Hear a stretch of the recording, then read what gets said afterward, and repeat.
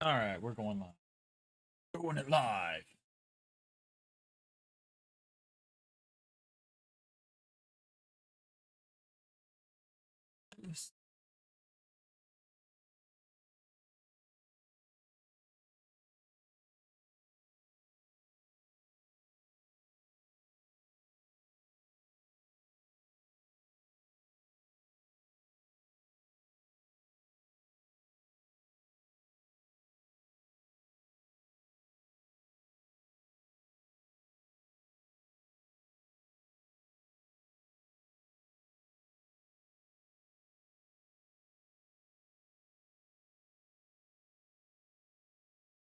But it's Sunday. Sunday fun day.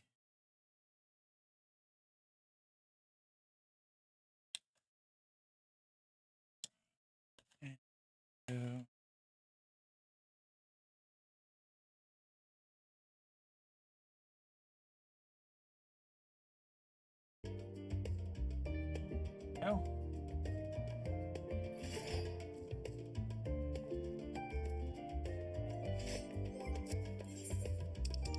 And that other guy.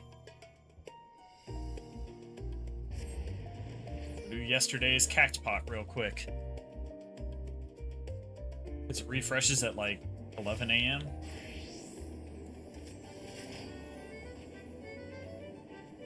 Let's go.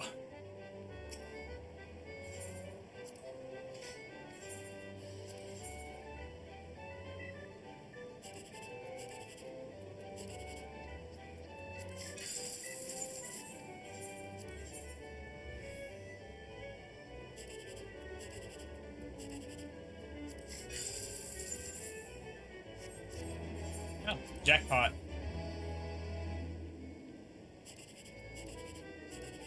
We are on.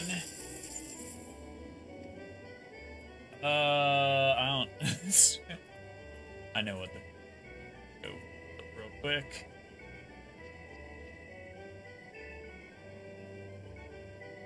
Scenario Endwalker.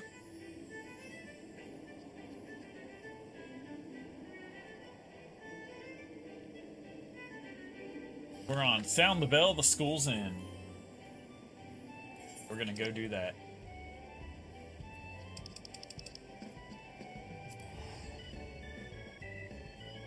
Guess since it's kind of a downtime quest, we can go ahead and do that.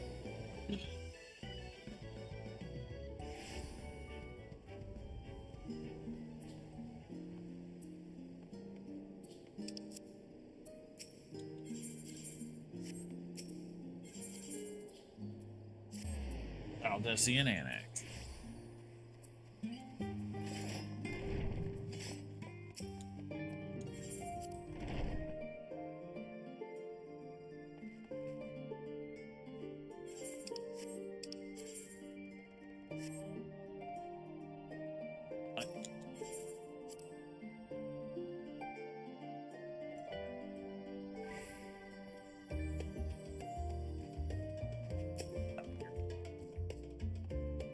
Let's talk to Cryle. Down the bell, school's in. There you are, feeling refreshed, I hope. I was about to make my way to the studium as it happens. I wanted to try and speak with Scholar Haunted Shane and thank him for coming to our rescue in the Rostra. As it turns out, he'd come here to see us following the hearing, only to find we'd already departed for Thavnair. Knowing him, he was hoping we could chew the cud with his former students. Since we're still waiting for Ristola and the others, I thought now the perfect time to pay him a visit. Care to join me? Then it's settled. The twins will be coming too, assuming Alphino can tear himself away from his new toys. I'll let you rally the troops while I go on ahead to the phenomenon. Considering my recent impropriety, perhaps I should avoid showing my face around the studium for a time. That might be for the best. If the others should return, tell them we will not be long.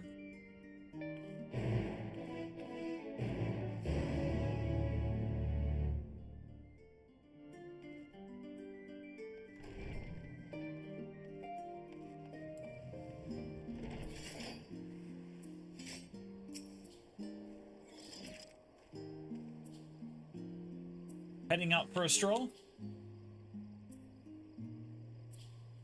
The Skylark himself was here. In that case, what are we waiting for? I too am eager to see him, though I somewhat dread the thought of visiting the studium. I dare say our notoriety precedes us. But no, of all people worrying over his reputation. And at our alma mater, no less. The wonders never cease. You'll understand soon enough. Off we go.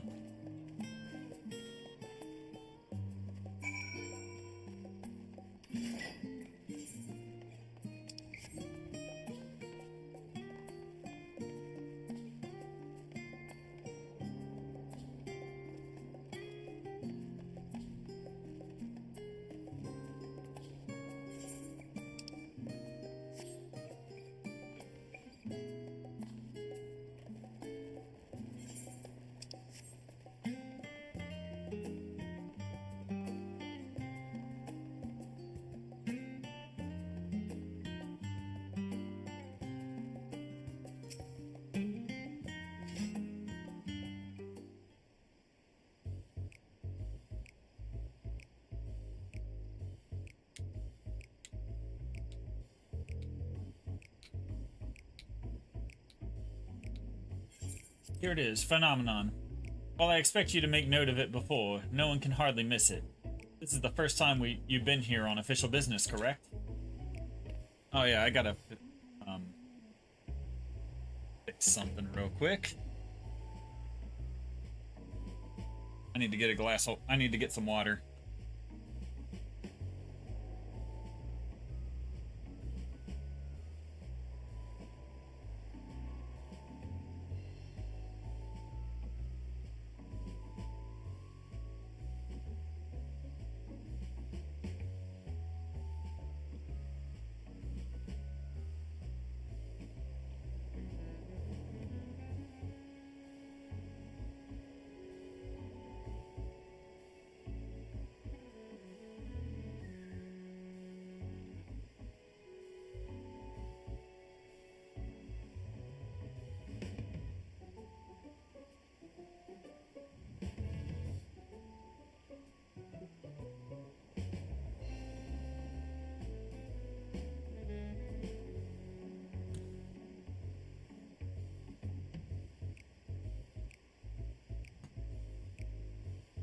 Frosty reception, okay.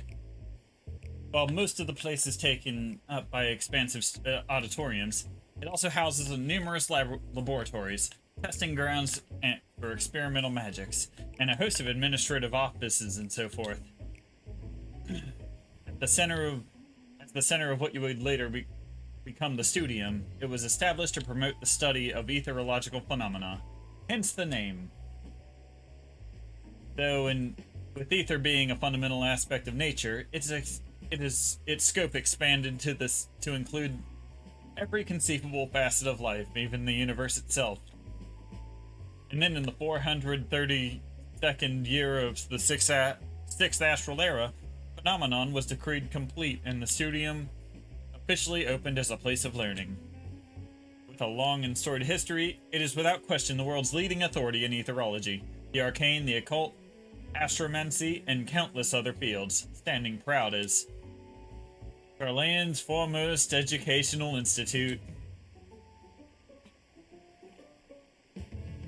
You always did enjoy giving the grand tour to the new students. Indeed, I've long since lost track of how many times he has recited that same foppish speech. Such is his undying love for his old stamping ground. He was in top form back then, youngest to enter the studium, graduated with highest honors in magical arts and etherology, undisputed champion of the debating chamber. Hold on, you both joined the studium at the same age, yes? And from where I stand, you're equally prodigious scholars. Nice of you to say, but Alphino actually entered half a year before me, nor did I do well enough to graduate with honors. And I am certainly not the studium's most notorious master debater. Master debater. In all respects, have I ever been in his shadow. Nothing else, just remember that this was where the legend of Alphino Levier began. We should... That was deliberate? Yeah, probably. Damn it, Koji. We should expect everyone to be fully aware of our recent escapades. Hopefully we'll be somewhat more welcome here than we were at the last stand. I know better than anyone the adoration the student body has for Alphino, and with a bit of luck, it might work to our advantage.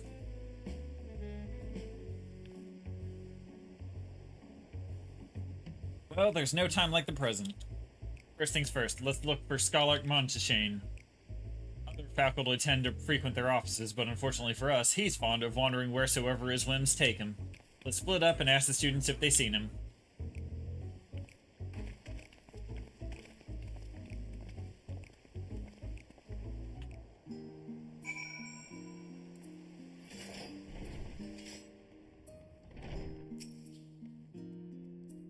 That was Alphino Levier, wasn't it? The Alphino Levier! And he's with his sister, Master Baldosian's granddaughter? This can only mean one thing. An event of epoch-shattering proportions is fast approaching. Spread the word. Oh, sorry, you said you were looking for the Scholark? Yes, knowing him, he could be anywhere. But Miss Alipo should have a better idea.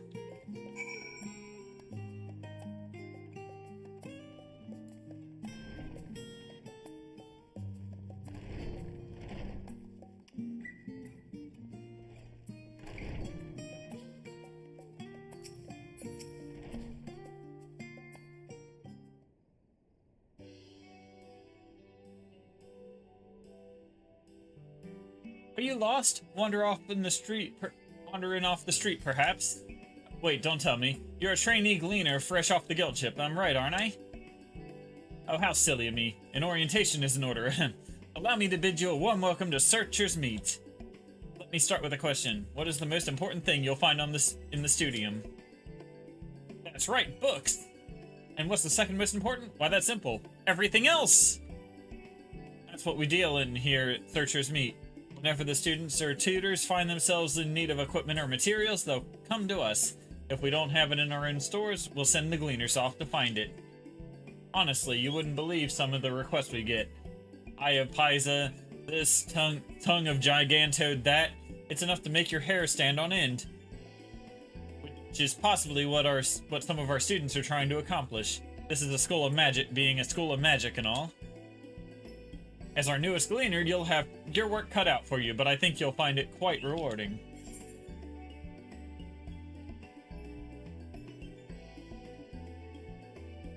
I've tracked down many miscellaneous knickknacks in my time, but I'm no gleaner. So what you're telling me is you're not a gleaner. Yes, that's exactly what you said, isn't it? And you're looking for a scholark. I'm afraid we don't have any of those in stock, but I can't... Oh, you mean him! He was here, but now he's not. I did speak with him shortly before you arrived, though. He said he was on his way to Maker's Meet. Go back the way you came in, and you'll see the opposite side of the... And you'll see it on the opposite side of the entrance. It's a laboratory of sorts. Grabbed a mini rare and expensive curious. Not to mention alarmingly frequent accidents. If you lose your way, just follow the blood-curdling screams. It's the time... In the time it's taken me to tell you all of this, the scholar has probably already left. Best of luck finding him. I have a feeling you'll need it.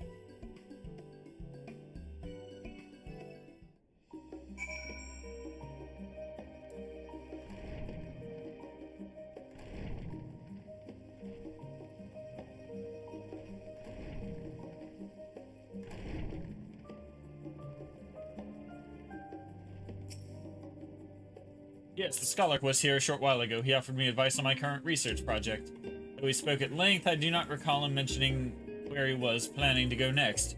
When we parted ways, he went down the corridor, perhaps to one of the auditoriums.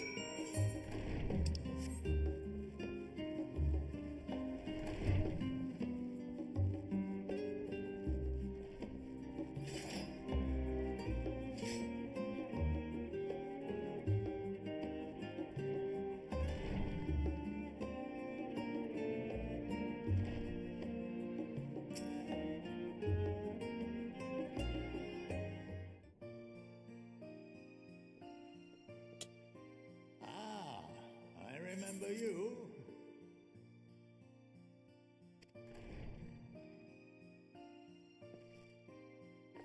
I pray we have not caught you at an inopportune moment. We wanted to offer our thanks for your kind words in the forum.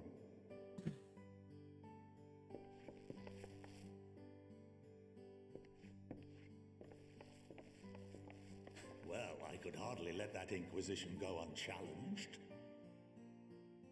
I've always believed that curiosity should be nurtured, not stifled. Thankfully, a majority of my colleagues agreed. A slender majority, aye, but a majority nonetheless.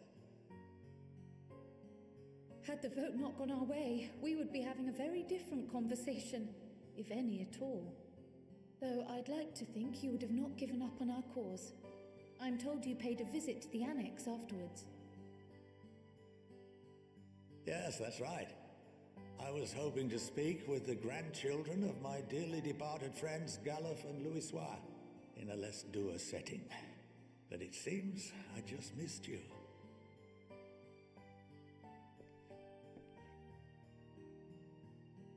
I still can't believe how much you've grown.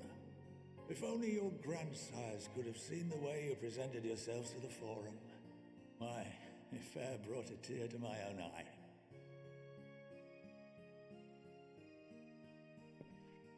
You must have the patience of a saint, putting up with this lot and their antics. Never mind Matoya's prize student. Luckily, I know a thing or two about managing unruly younglings. If you ever need advice, don't hesitate to ask.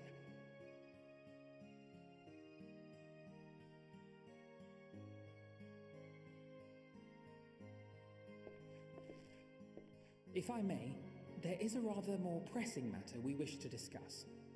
What can you tell us of this duty that the Forum must fulfill? Nothing, I'm afraid.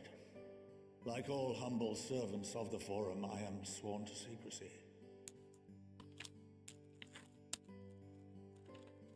Or rather, I couldn't tell you if I tried. Our duty is of the gravest importance. Furthermore, if the particulars were made public, it would incite widespread panic. As such, those entrusted with this duty have been bound by an enchantment, which prevents us from speaking of such matters without the express permission of the Forum. How is that even possible? It's been some time since I last gave a lecture. Please, take a seat.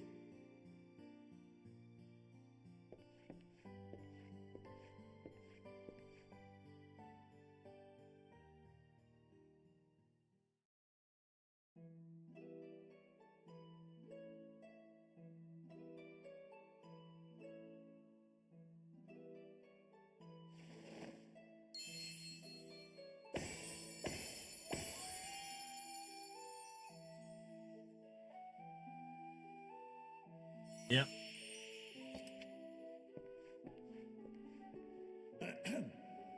We shall begin by reviewing the fundamentals of etherology.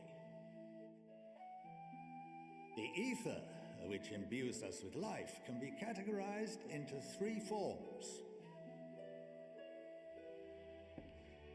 Two are of the incorporeal sort, the soul and the memory. Can anyone tell me the third?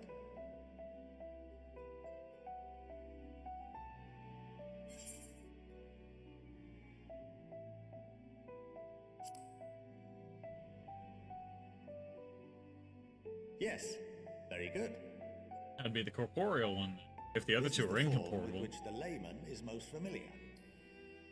Consumed by even the simplest of daily activities and replenished by the food and drink that sustain us, this form of ether is in constant flux. In contrast, the ether that comprises the soul is rarely subject to dramatic change. The same can be said for memory, as the two are intrinsically linked.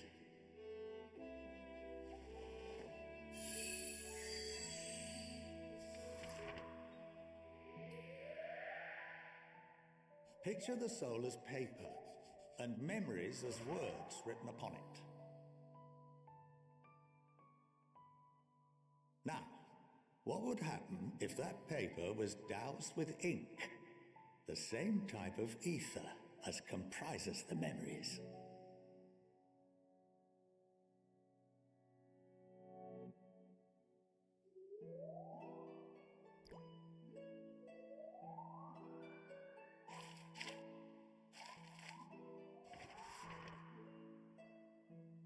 It would blot out everything that was written. Precisely. We would be unable to recall the memories, and any activities that depend upon them would be hindered as well. In fact, this exact phenomenon was observed on a vast scale not so long ago.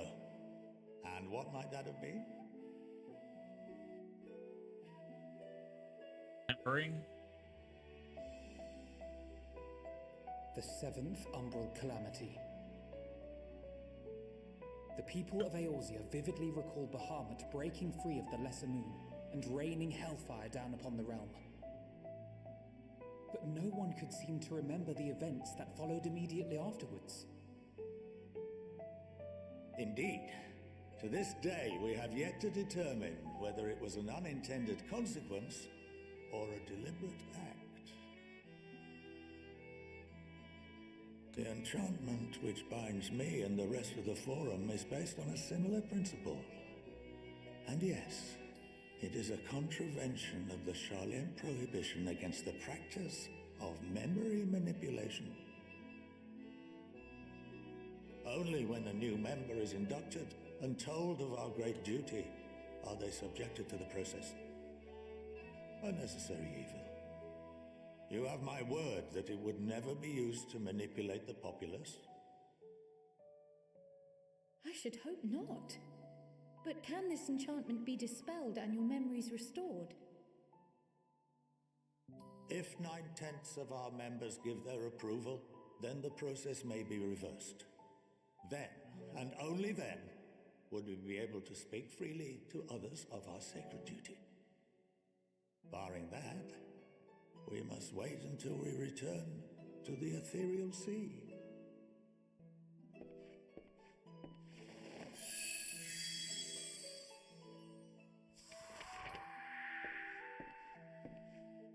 For there we will be purified, the blots upon our souls washed clean.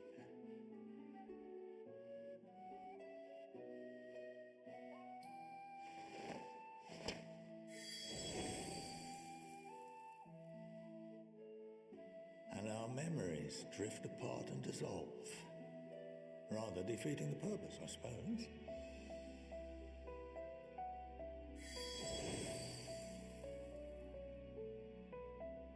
But there are those memories that are indelibly etched upon our souls, some believe.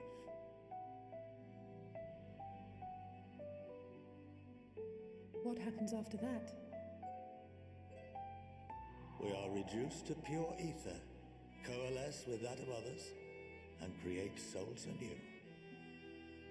Alternative schools of thought assert souls remain whole and return to the corporeal world, reborn into another form. Both theories have their proponents. Personally, I consider each equally probable.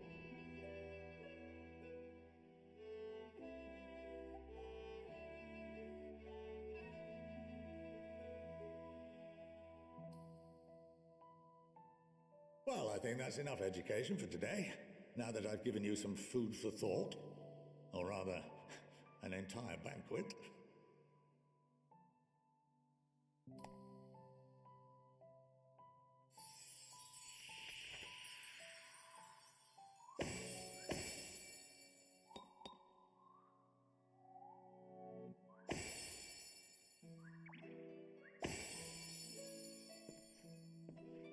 I would remind you that although I'm unable to assist you with certain matters, the resources at my disposal may still be of use to you.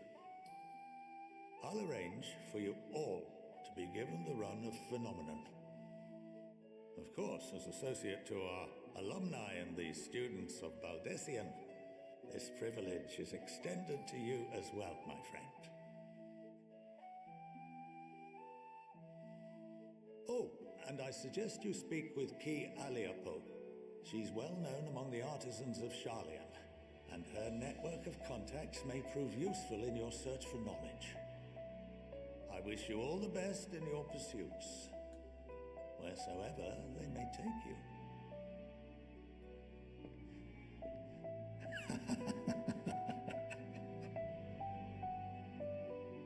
Evil laughter.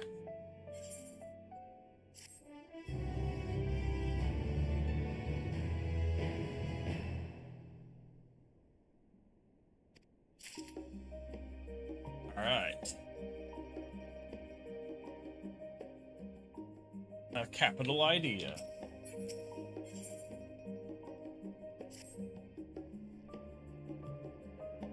Well, that's given me much to mull over. I feel as though we're one step closer to understanding the form's true motives, and the mysteries of life itself for good measure. It's funny, I came here with the intent of expressing my gratitude, only to leave more indebted than before. I've a feeling his friendship and support will be a great boon to us in days to come. And on that note, let's head back to the Annex. Perhaps on the way you could better acquaint yourself with Ki Aliapo, as the Scholarch suggested, while I share our findings with Raha.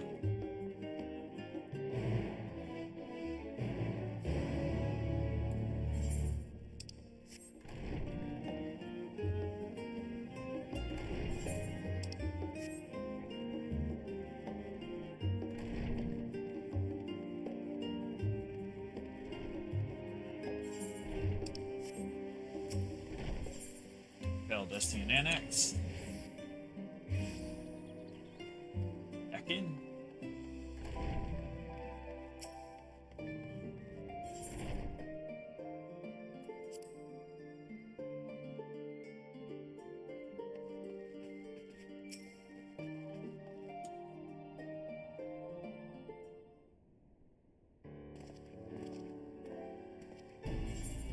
Welcome back. From what I hear, your trip to the studium proved most educational. While you were away, I received word from our fellow scions.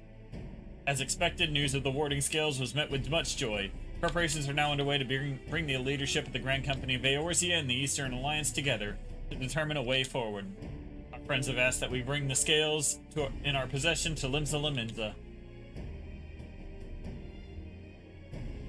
The time has come for us to go on the offensive. It's too early to say for certain, but that does seem to be the way of the winds are blowing. I, for one, can think of no reason to oppose such a plan. Let us see what awaits us in Vilbrand. Let's start by getting the scales out of storage. Give me a hand, would you, Estinian?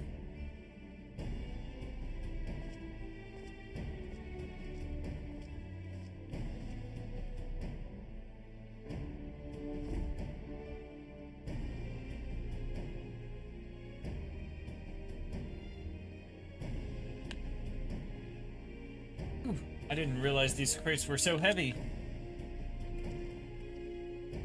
I shouldn't complain though. Reacher and the Alchemist of the Great Work put their heart and soul into each and every one of these scales, so you must treat them with the utmost care. You're not coming with us. As much as I would like to escape the Forum's watchful gaze, I have little choice but to stay behind. We're already on thin ice, and if I, in my capacity as our official representative, were to be found consorting with foreign powers, well, you can imagine how that would go.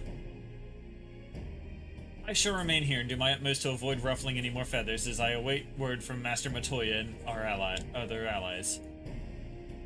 With luck, we'll soon have good news of our own to share. The tide is about to turn, I can feel it. Tell them Zulaminza.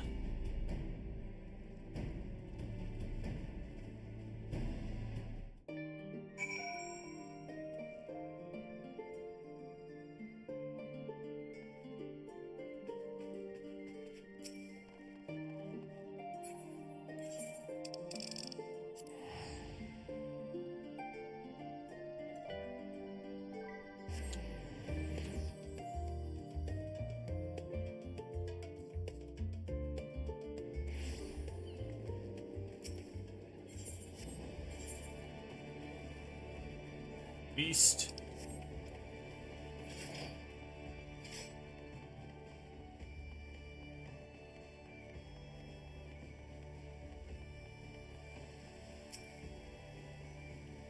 I was told to expect you. As you may or may not be aware, the Admiral is at present entertaining the Elder Seedseer and the Sultana.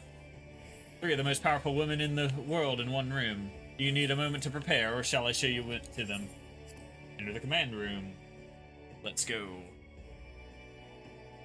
We're going in.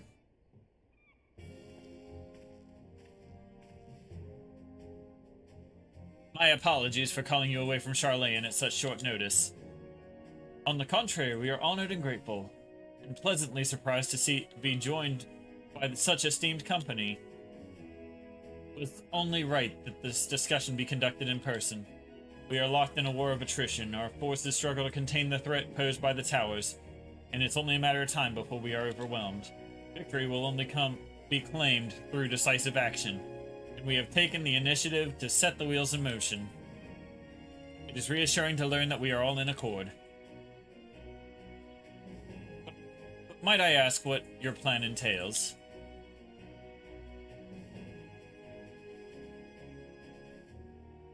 It hinges entirely on the warding scales and our ability to utilize their potential to the fullest. During our time in Charlene, the allied nations have been engaged on separate fronts with no end in sight. To make matters worse, a surge in abductions of Kobold, Sahag, and Ixal, and Ananta have given rise to an increasing number of primals as well.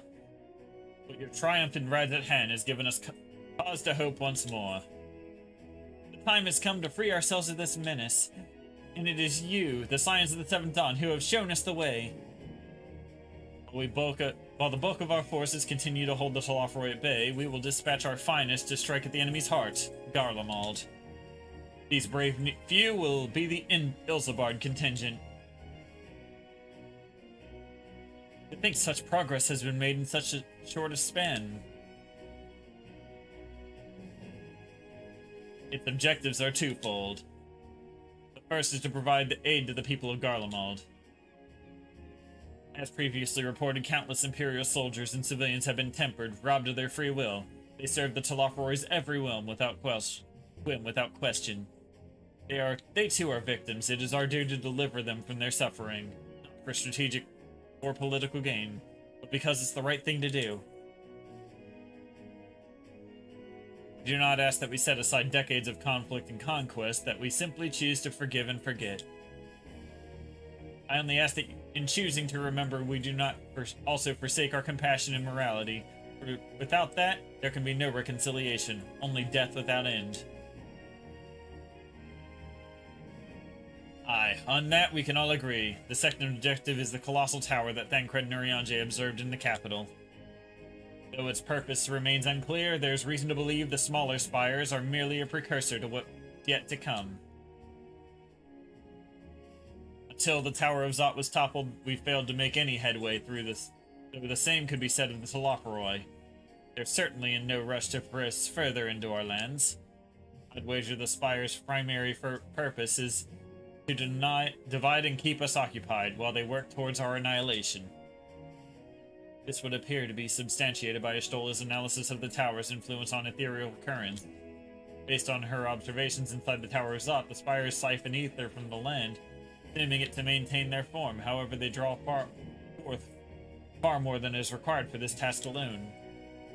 The excess of ether remains unaccounted for, but we can be sure it's not being harnessed for our benefit.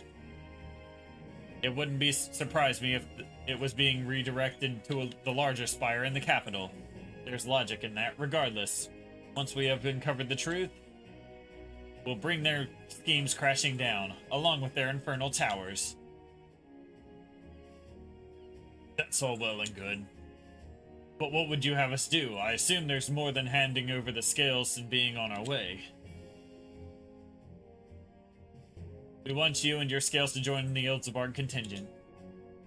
Consider it an official request from both the Grand Company of Eorzea and the Eastern Alliance. Do you accept? Perhaps you should be the one to answer that.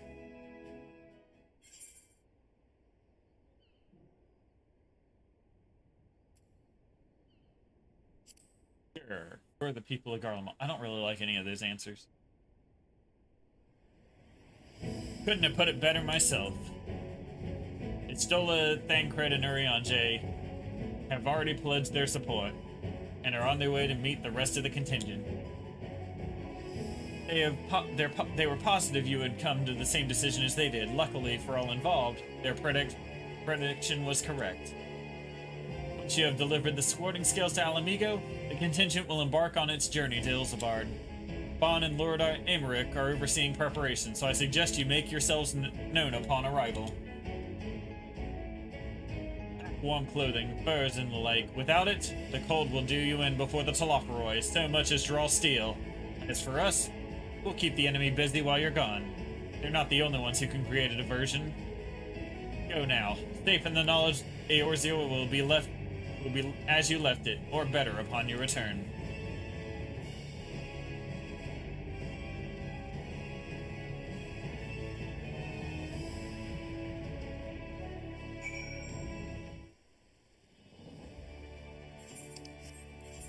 To the Alamigan Quarter.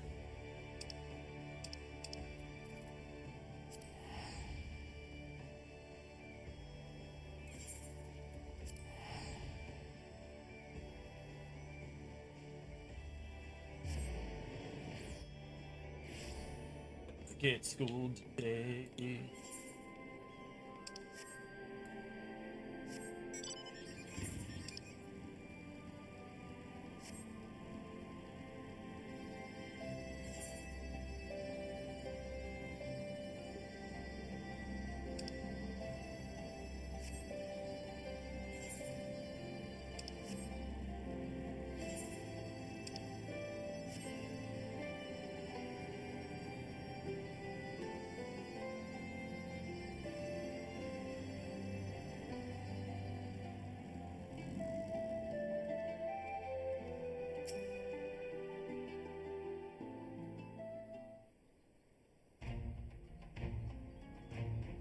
Ah, the Wanderers have returned. You've been busy bringing down a tower and producing the keys to destroy the rest of the realm.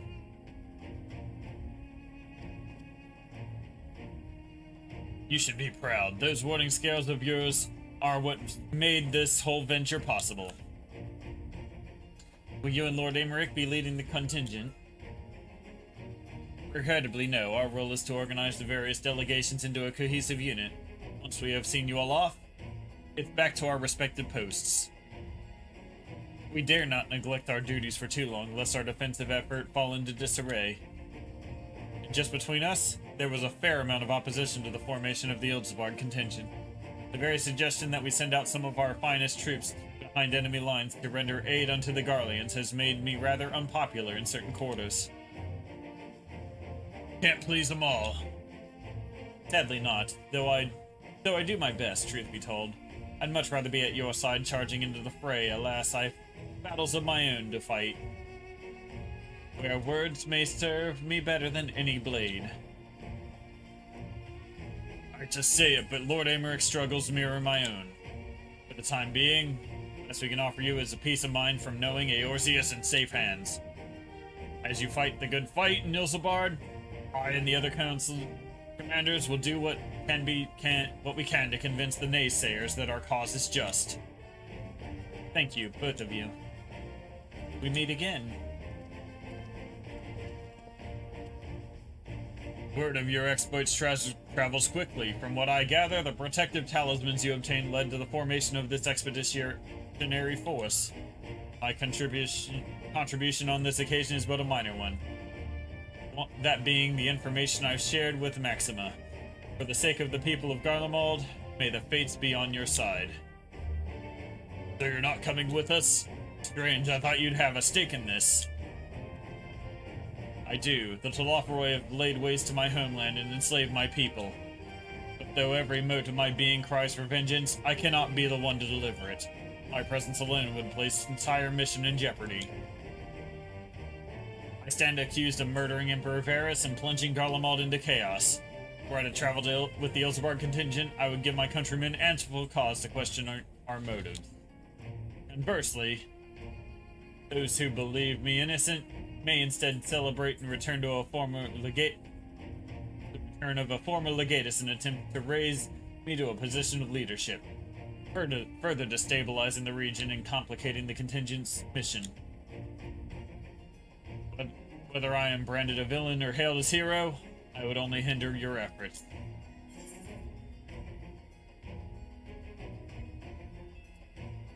I doubt they'll be pleased to see the champion of Eorzea set foot on Garlean soil. A fair point, but so long as you refrain from announcing your arrival to all and sundry, the average person should have no inkling as to your identity. Although your titles and deeds are common knowledge, only a select few would recognize you in sight alone. Perhaps one day they will learn that the Warrior of Light is not a demon to be feared, but a man deserving of their trust. In light of Gaius's rather unique circumstances, I instead will assume the role of your guide. Though I may have defected for political reasons, my love for Garlemald endures. I would stop at nothing to protect her and her people. Well said. Might I ask you to escort our friends inside?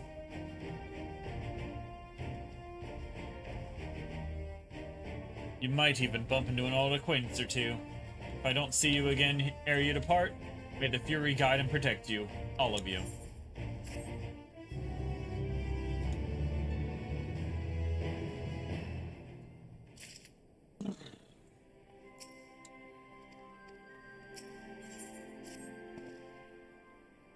The other members of the Ilsabard contingent are gathered in the royal palace. I shall inform them of your arrival, so make your way inside as soon as you are ready.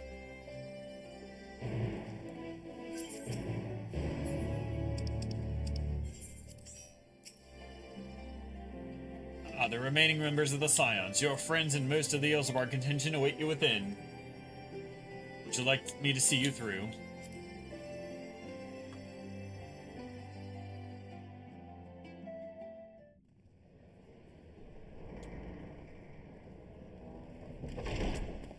By the 12.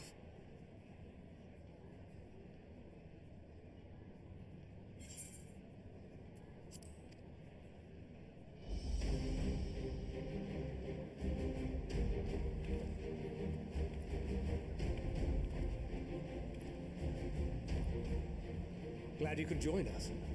I hope you don't mind, but we went ahead and started without me. As you can imagine, our traveling companions were eager to become acquainted.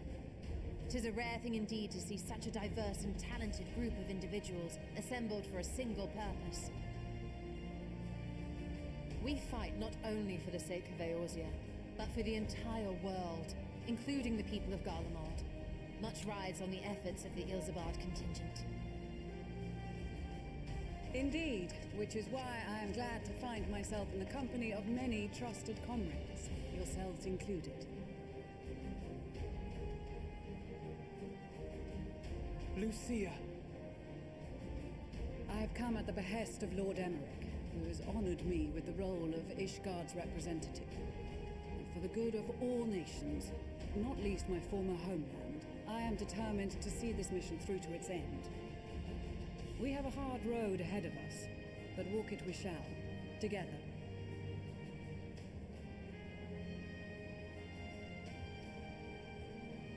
We too welcome this opportunity to work together once more. I have faith that if there is a way to resolve this conflict, we will find it. Allow me to introduce you to the rest of our company. Everyone!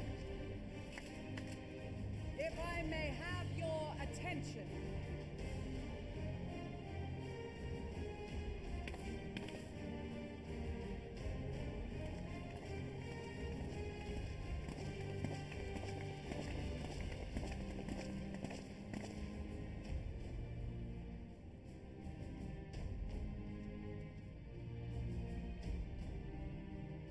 Might I ask you to speak first?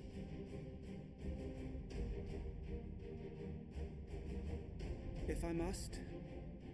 I am Arun Senna, spokesman for the Gridanian delegation, here on behalf of my esteemed sister, the Elder Seedseer.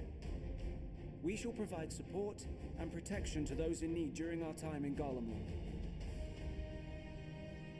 To that end, I am joined by healers selected by the Conjurers Guild, with the Order of the Twin Adder's Finest serving as our escort.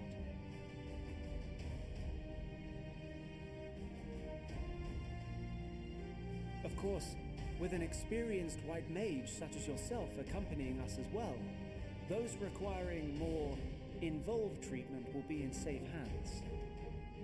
Raya O sends her regards, by the way. I got that line because I did the healer quests. Suppose I'd better say my piece. Wait, I know you. The name's Sicard, in case you've forgotten. Truth be told, I'd rather you had forgotten.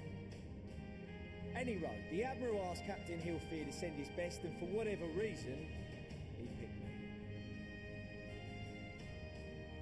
Of course, if I'd refused, I'd be the laughing stock of the bloody executioners, and my reputation's taken enough of a keyhauling as it is. But more importantly, like any pirate worth his salt, I know when you're staring down a storm, you gotta trust in the commander of your ship.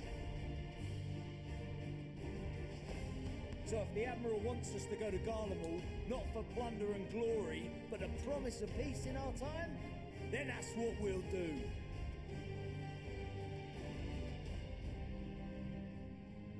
Since we all know how much the Empire loves its steel, Recognize the girl on the we'd left, bring along Francis. a few smiths to make the most of it. Give them a pile of scrap and they'll cobble together anything you fancy. Of course, just like the Gridanians, we got fighters of our own.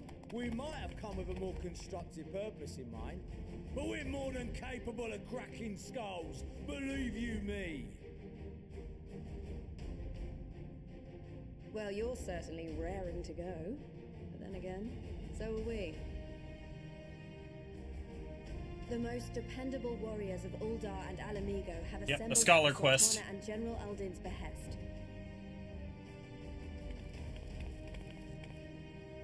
If Garlemald has truly fallen, then the whole place is like... That's the Thaumaturgist Guild. We'll need plenty Black of Mage troops quests. to clear and hold a path for others to follow. That's where we come in. Naturally, Marshal Terrapin and I will be leading from the front. Crash is missing Zelda 3. It's been some time since I last saw Or you Zelda with element 2. on the battlefield. Zelda 2 returning. From what I've heard, you've become pretty fearsome yourself. Master Matoya, the avatar of destruction.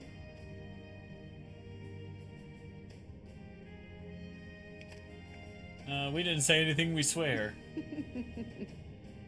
With comrades like these, I know we'll succeed, no matter what awaits us.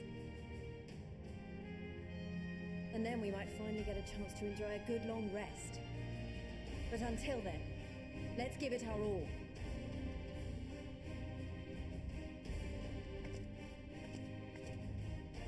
As for Ishgard, we Temple Knights have come in force to uphold our nation's commitment to the peace and welfare of our allies. Bitter cold of Garlemald is a formidable enemy in of itself. Our experience fighting in ice and snow will prove invaluable in the days ahead. Accordingly, I have been designated commander of the Ilzabard contingent. I will do all in my power to provide you with the leadership and guidance you require. The four high houses, House Hylinart foremost among them, have arranged for a host of machinists to join us on our mission. Their knowledge of Imperial Magitech is sure to be a great boon. They will address any problems of a technical nature together with That's the your smiths machinist of quest Linsa guy. Losa. This is the guy from the Dragoon quest. There is another awaiting introduction. Lord Emanolaine? Ah, yes. Emanolaine de Forton, at your service. Though, lest there be any misunderstanding, I should stress that I've not become a fearsome warrior while you were away. Rather, far from it, actually. My brother, in his infinite wisdom, decided this would be an excellent chance to make something of myself. Oh, and fight for world peace and all that. But, should the opportunity arise for a spot of ballroom dancing, I will be your twinkle-toed gentleman of light.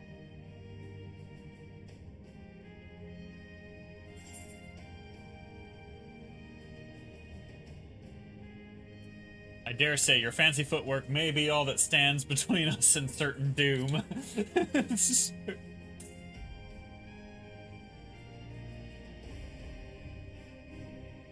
Huzzah! I cannot wait to regale on Aurora with my tales of daring-do. I believe that concludes introductions for the Grand Company of Eorzea. Our allies from the Eastern Alliance were due to arrive some time ago, but it would appear they have been delayed. Would that be the shinobi of Doma? Actually, they've been tasked with relaying messages back and forth between the various Eastern nations. According to Lord Hien, however, an equally capable company of warriors has been sent in their stead. Out of my way, you preening fool!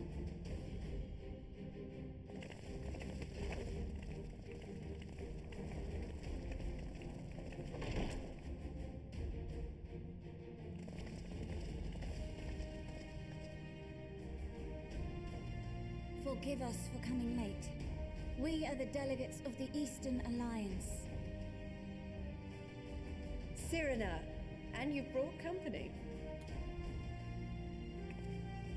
For battle and blood we come, as the steppe is sorely lacking in both. No towers befoul our lands, so we marched on those of Doma, only to find them beyond our reach. But now our thirst for slaughter will be slaked. No quarter to the enemy! Sadu Hatun, no.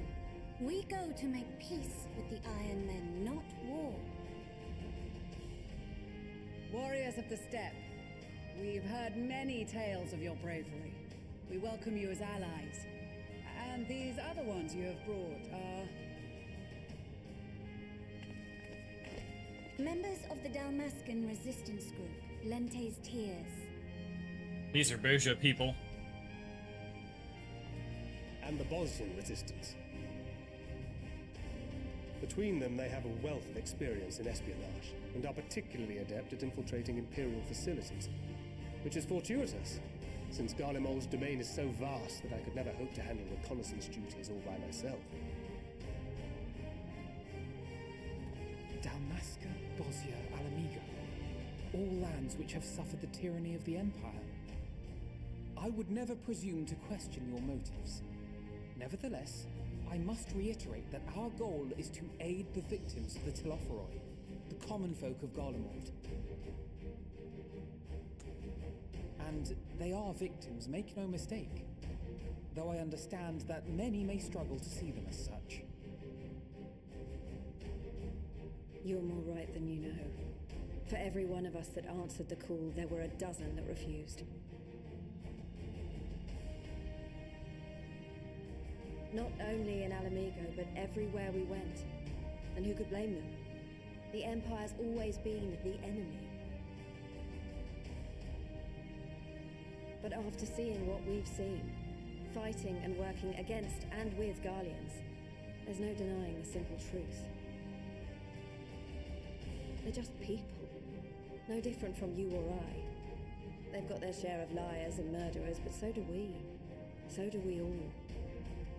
Fordola, who once swore herself to Garlemald, has proven herself a trusted ally time and time again. Every Eorzean here knows Sid Garland, the Imperial defector who shared with us countless technological wonders. Maxima, who stands with us today, tried to reform Garlemald from within and make peace with Joma.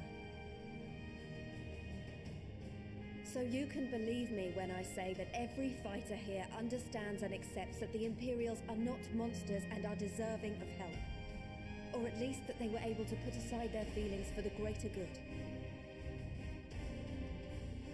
It won't be easy, but we're all determined to make this world a better place.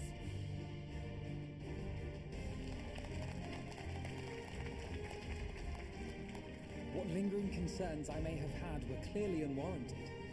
I agree with everything you said wholeheartedly.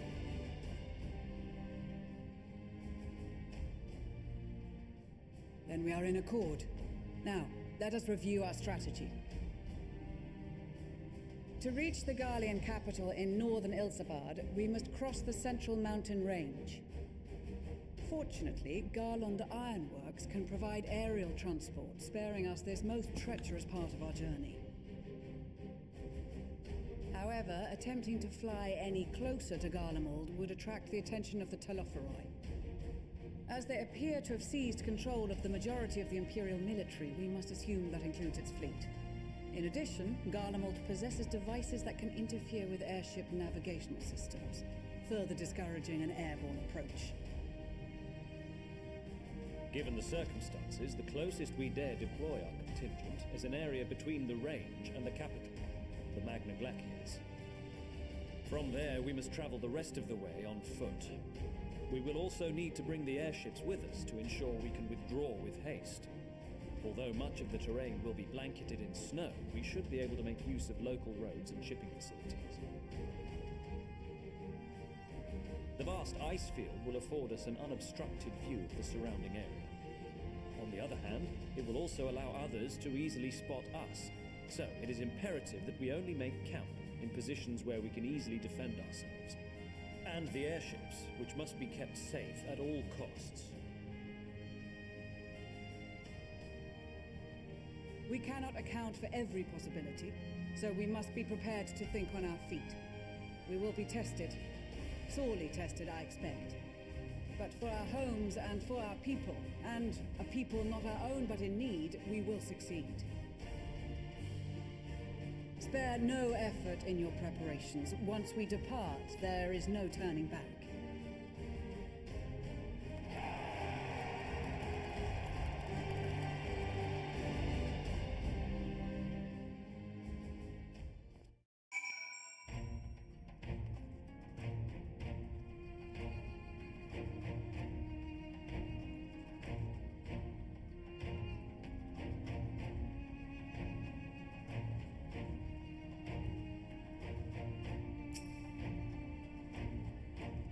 Besides the delegates assembled here, the Amalsha and several other tribes offer to send troops of their own. Unfortunately, due to their physiology, many would struggle simply to survive the harsh climate of Ilsabard. It would also likely prove tempting targets for abduction by the Telophoroi. All things considered, they can better aid the cause by bolstering our defenses in Eorzea. Though their eagerness to do more has been noted. Few shall have to suffice. Ere we embark, we must distribute the warding scales to our comrades. Care to do the honors?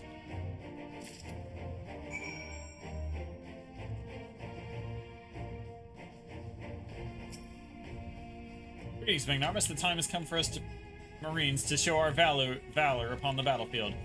And who Well, who will see us know of our name then quake before our might? To victory come hells or high water. Alright, yeah. I hope you've got something for us. Here you go. Ah, them scales everyone's been talking about. Pretty little things, ain't they? Reckon they'll be worth a gill or two when this is all over. We'll hold on to them for now. And one more thing. I know what y'all are thinking. Why didn't they send Enzar instead?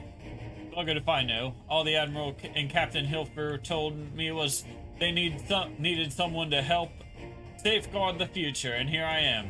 Can't say that they haven't got a sense of humor. Of course, some of you might be wondering what good pirate is on dry land, in the middle of the sodden snow of all places. Well, me and my crew will do whatever needs doing.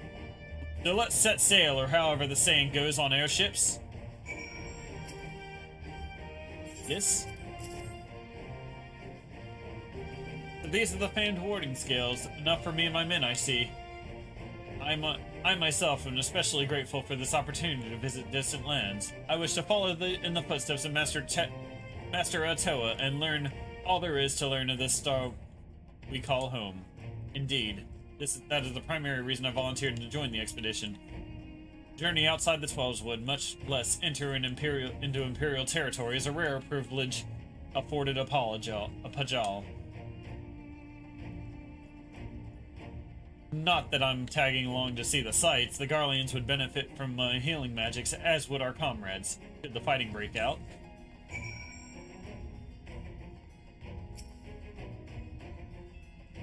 We heard it would be cold in Garlemald, so we came prepared.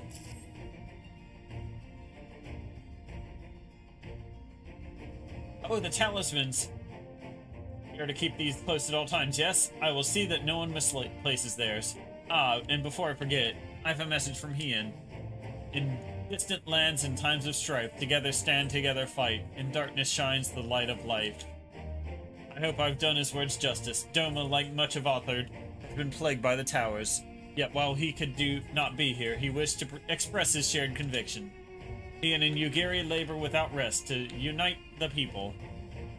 And with their will, we keep the enemy at bay. And we of the Steppe in the Eastern Alliance will repair their efforts by ending this war.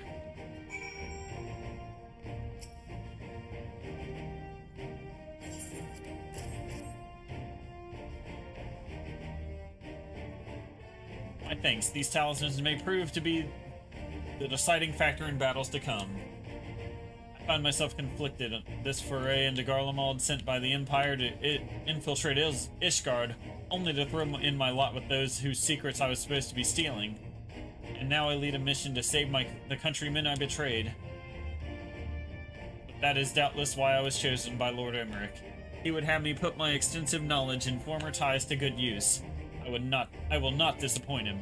For the future of Ishgard, Garlemald, and the world at large, I will lead us to victory.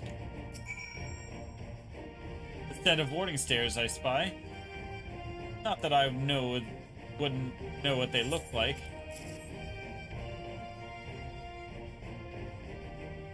Wow, look at these. Even a layman can tell they're bursting with ether. All the better to fend off the tempering waves, is that the right term? Anyway, they'll give us one less thing to worry about, which leaves the other mountain of whatever else is waiting for us in Garlemald. Only one way to find out, eh? And nervous or not, I'd march through all 7 hells if it gave me a chance to put Xenos back in the grave where he belongs.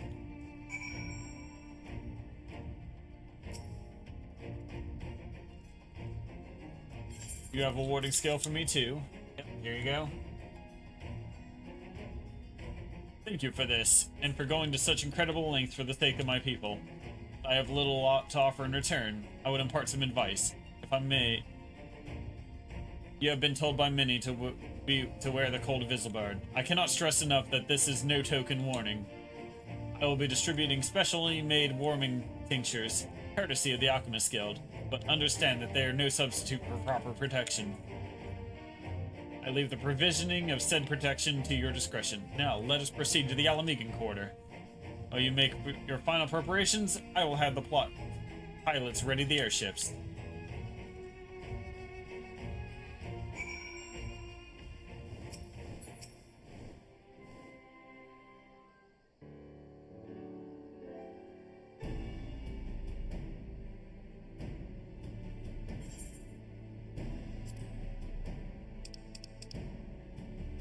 is our last chance to make ready before we set forth. You needn't worry about Arianche and I. We'll still have what we wore in Garlemald before. Estinian claimed to be quite warm and toasty beneath his armor, since he spent a fair bit of time up north recently as well. I have no reason to doubt his words. Most of the others will be borrowing the Grand Company stock. The rest of you do likewise, I suppose, provided that you're not only overly concerned with style. Not to put too fine a point on it. I wouldn't be see dead in one of those ridiculous overcoats. If only I had time to find something to my liking. Hark, is that the cry of the Scions in need of a tailor, I hear?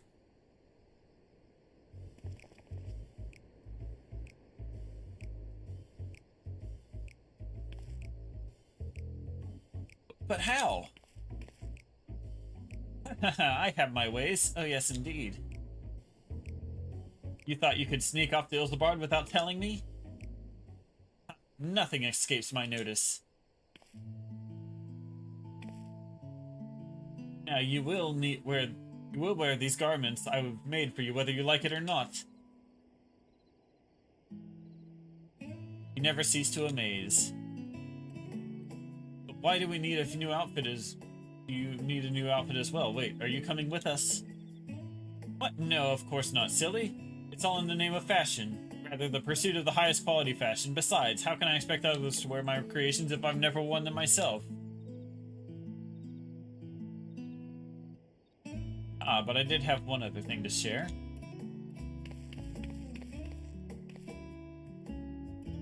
Ergmus and Bloomweeda have finally returned from assignments in faraway lands.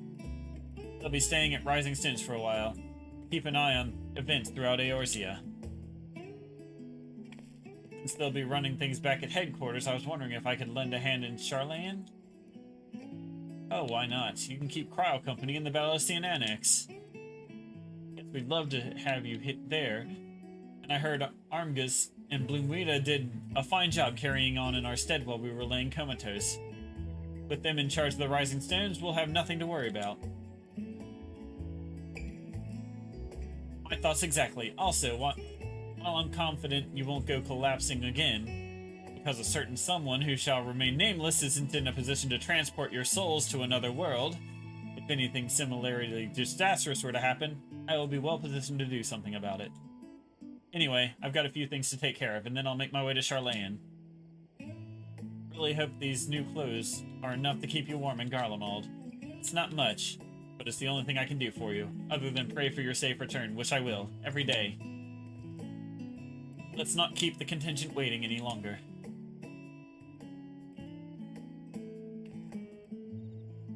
Here are your winter woolies, handcrafted by yours truly.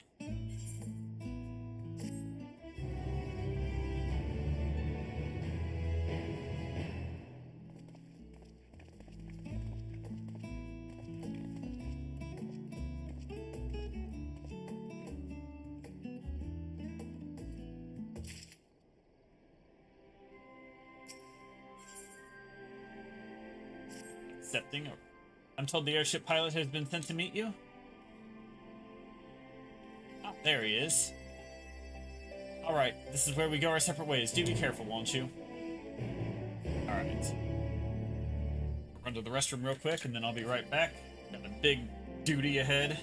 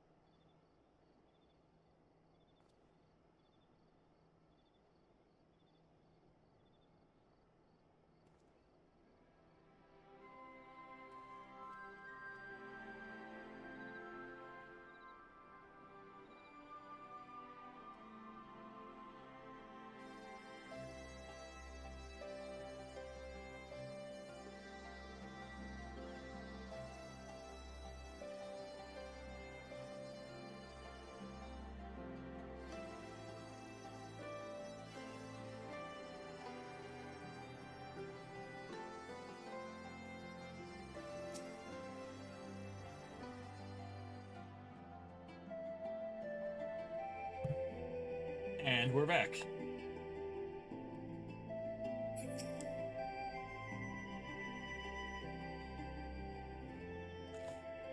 It's an honor to finally meet you. We of the Garland Island Works will be ferrying you and your contingent across the mountains and into Garlemald.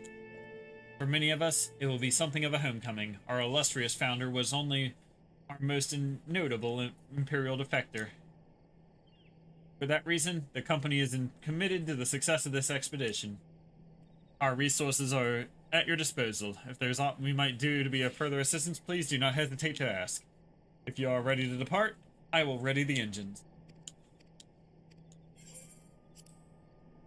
All right.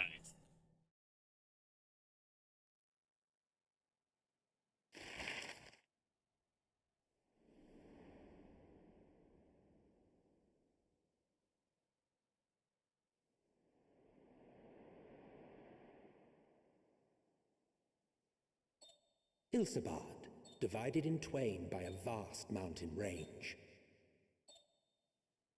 Those who would traverse its jagged peaks face peril at every step, but why go by foot when one can simply fly?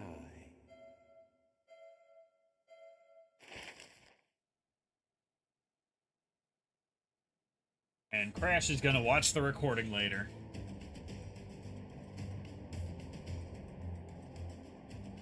On the outskirts of the Imperial capital, in the frozen wastes of the Magna Glacius,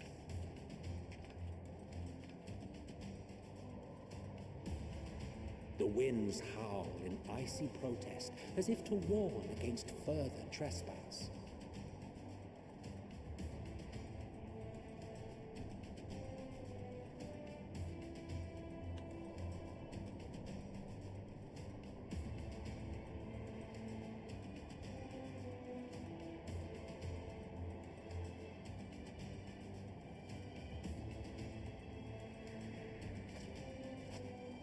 We've received word from Thancred's reconnaissance party. They've sighted a detachment of heavily armed Imperials. Survivors of the Civil War, perhaps? Perhaps, but there is more to it than that. Maxima reports that they're led by Vergilia, legatus of the 3rd Legion, which comprises the bulk of their number. However, they are also joined by several members of the 1st. From what I recall, the 3rd Legion fought for Nerva in the War of Succession following Varus's death.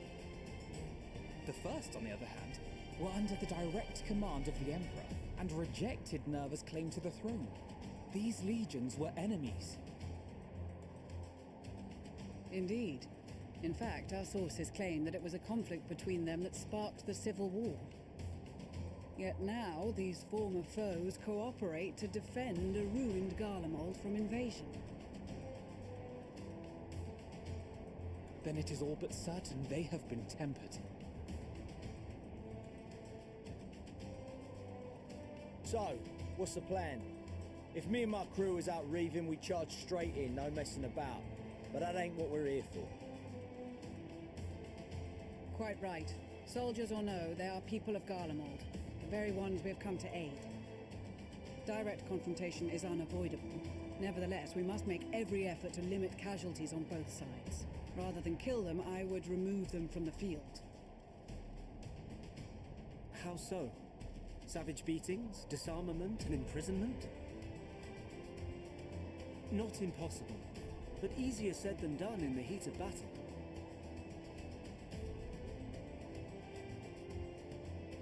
Having observed the opposition, I imagine Thancred had something to suggest? He did. He and the other scouts have already infiltrated a supply depot some distance beyond the Imperial detachment's current position. Stored within is a stockpile of Magitech armaments, and once we give the signal, Thancred's team will destroy them all. In so doing, we will deprive frontline troops of materiel, and likely force the detachment to send men to investigate. Divide and conquer. Not a bad idea. Once the scouts have finished their preparations, we will split into two groups. The first will form the vanguard, while the other brings up the rear with our supplies.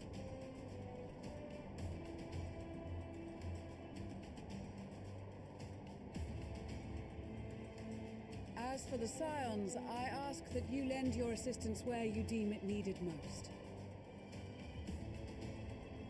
I would prefer, however, that you accompany the rearguard and be prepared to join the van at a moment's notice. Kept in reserve as our trump card, so to speak.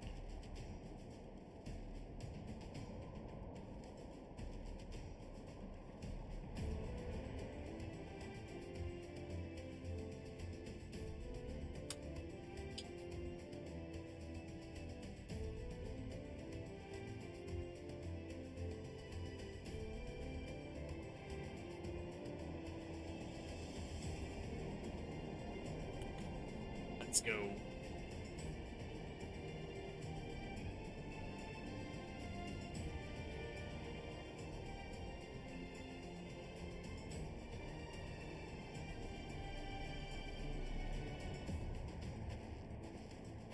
Your proposal was well received.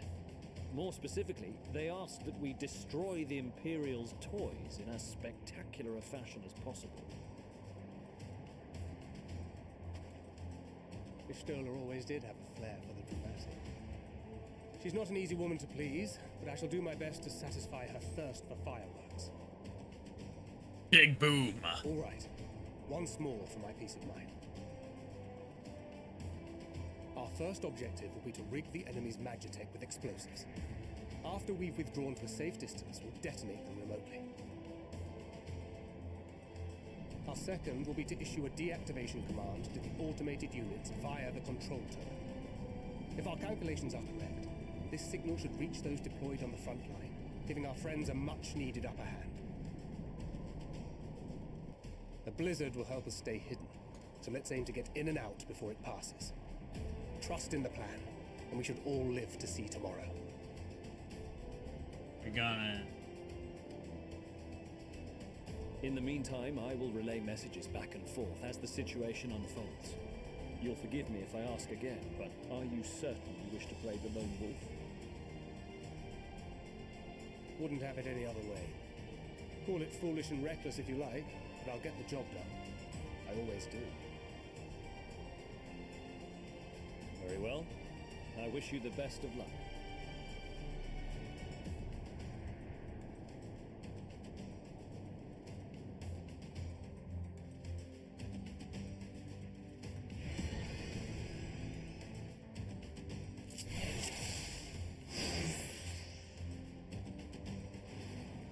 In battle, I will fight his thing, Fred. Alright.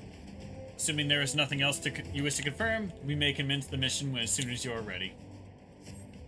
Oh, wait, hold up.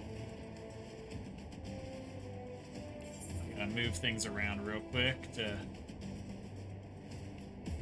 how I like it. That there.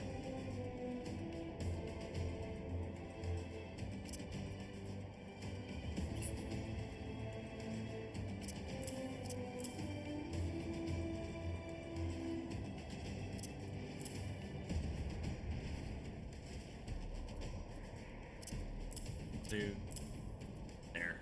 Save.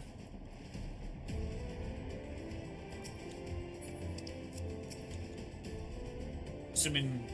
Alright. Commence mission. Keep your wits about you. It's time. We only have one shot at this, so let's make it count.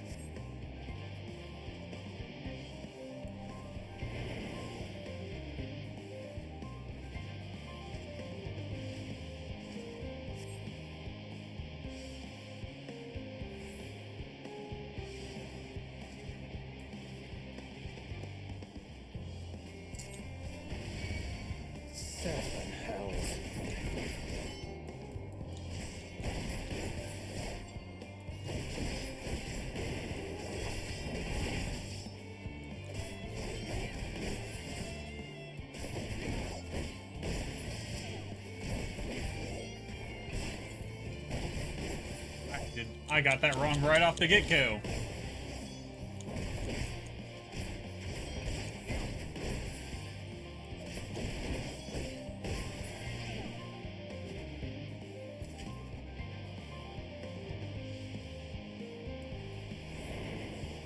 Alright.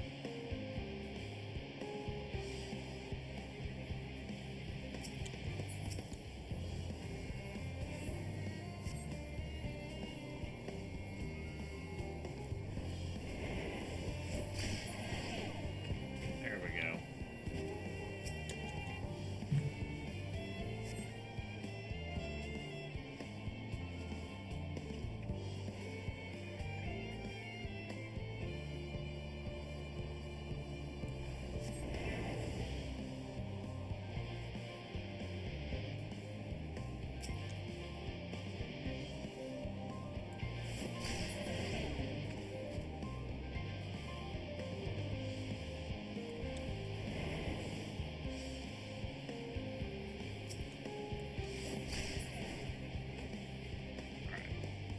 They're knocked out.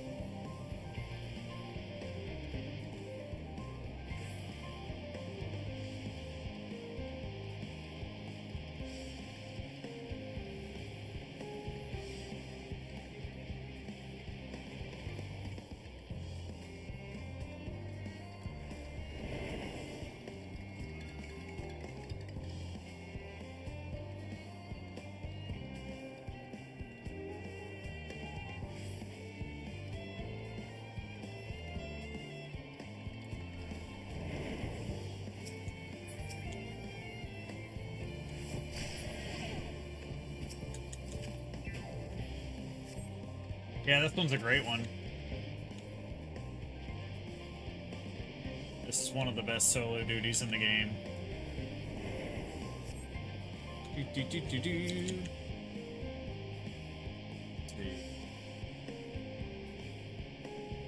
Together. Stay away. Alright, this is where I use the bomb.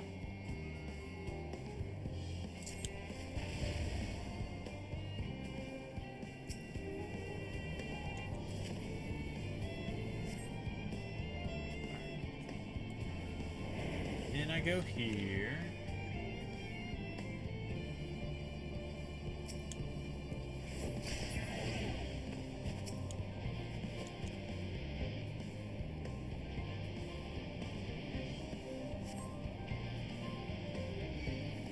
Oh shit. Must be losing my touch. I was hoping that would hide me.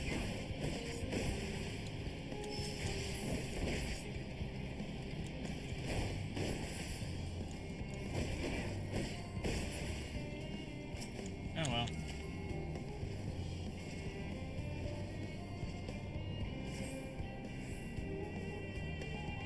Now to hide and send the word. This is Thancred. The explosives are in place. Very This is good. Thancred. All is proceeding as planned. Head to the control tower. It should be to the northwest. Understood. Have the others wait at the rendezvous point.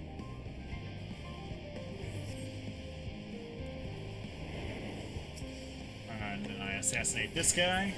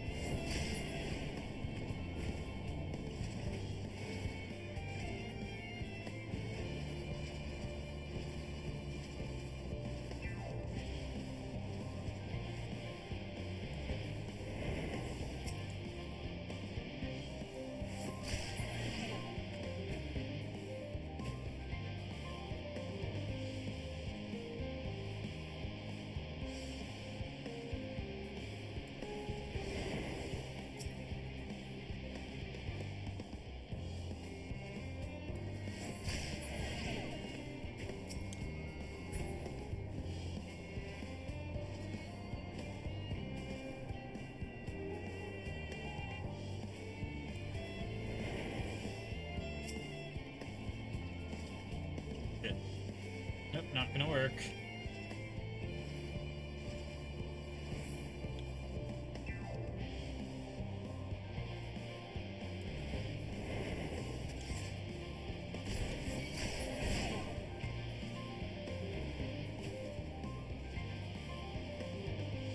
That was weird.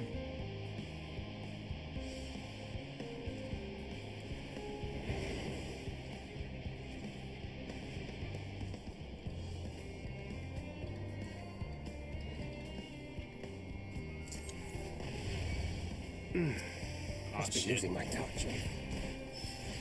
Didn't realize another one was coming.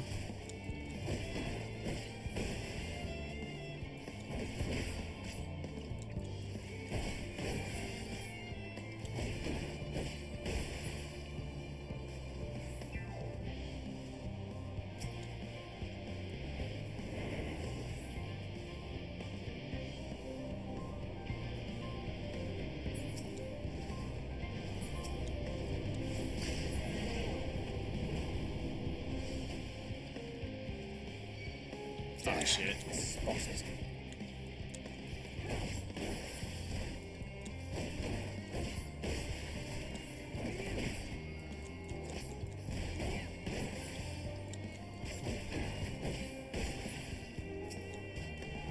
Oh well. Now I can just run around at will without the robots running around.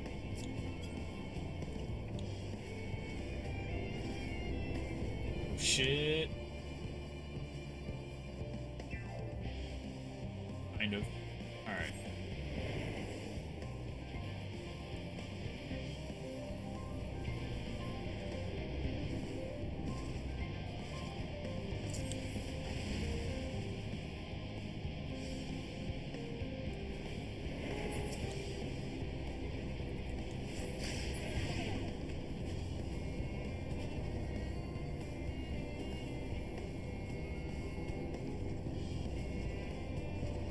Alright.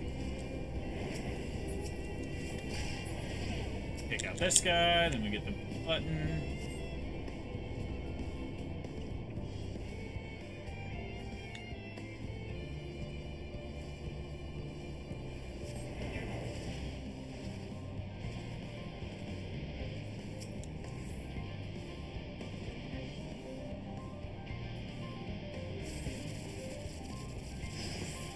Oh, that just shut off all the Magitech. There we go.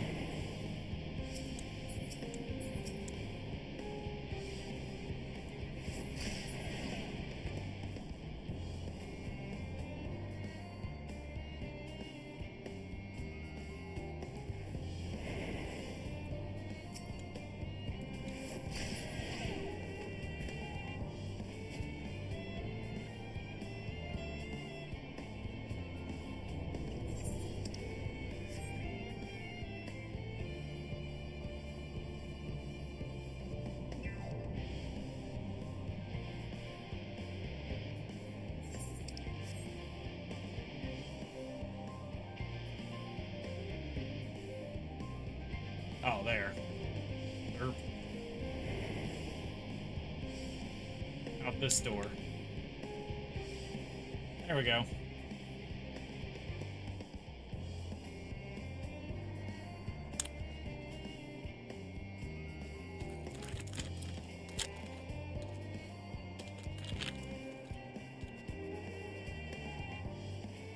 You are returned, and none the worse for wear, to my considerable relief. What news from our comrades? They stand at the ready. Excellent. Then let the fireworks begin.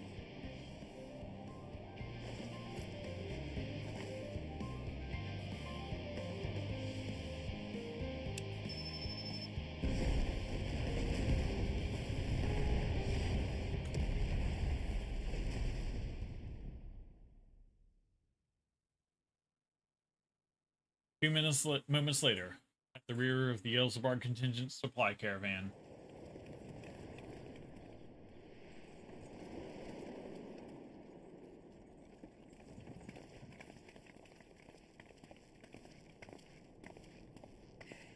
The blizzard's beginning to clear. The Vanguard should be engaging the Imperials any moment now, if they haven't already. Ishtola and the others are with them, so I'm sure they'll be all right, but...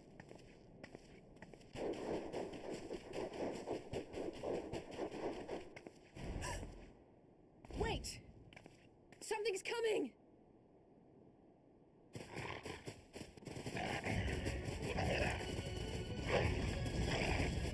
Oi, oi! Looks like we ain't the only ones who sent out scouts. Keep them away from the carriages! We lose those, and we're as good as dead!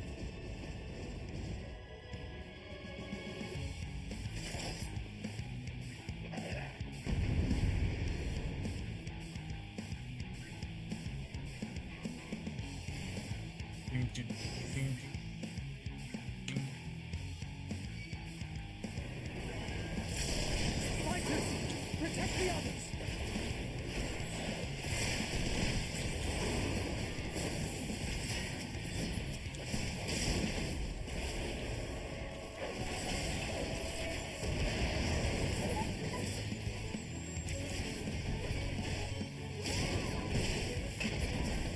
What?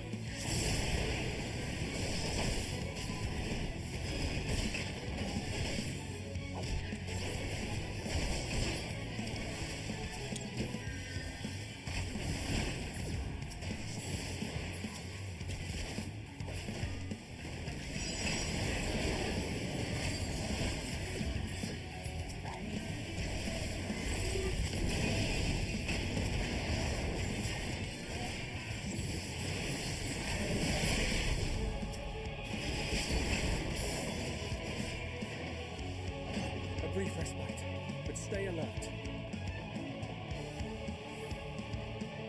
Keep the carriages safe.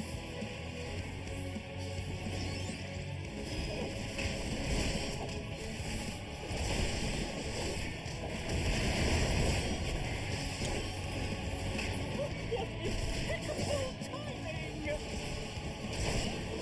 Fear not, friends! The savior of Ishgard is here!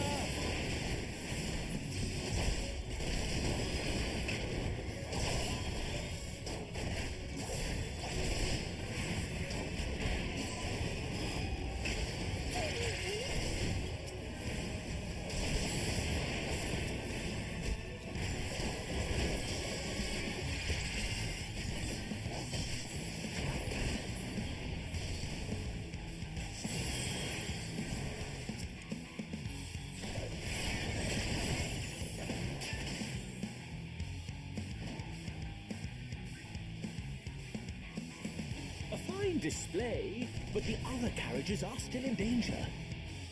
Go on ahead. We'll hold the line.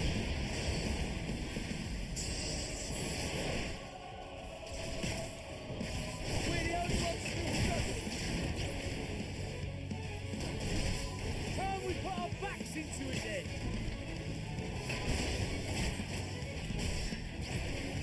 I've been itching for a good scrap.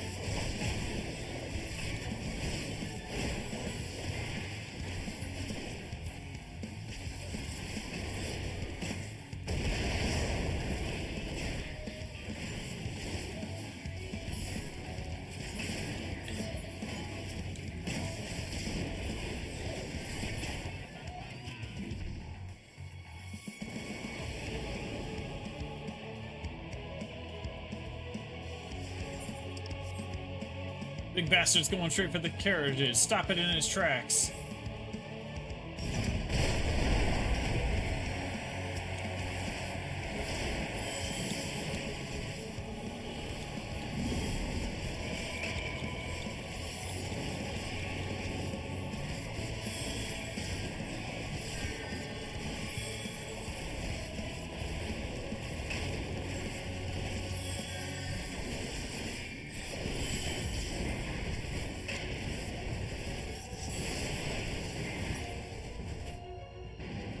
I did it. You lot alright back there?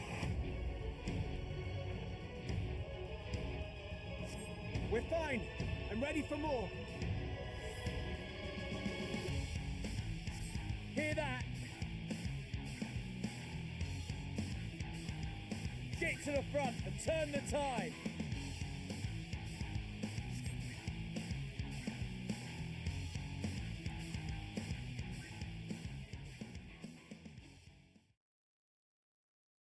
Meanwhile, on the front line.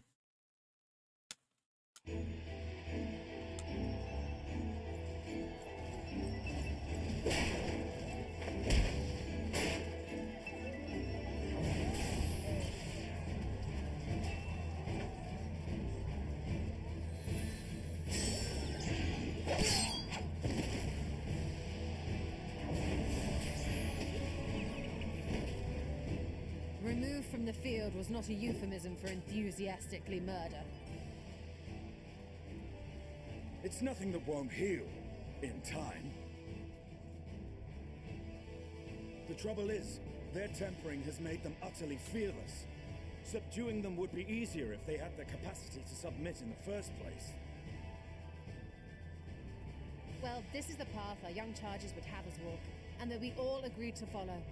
You knew it would be hard, yet still you pledged your lance, did you not?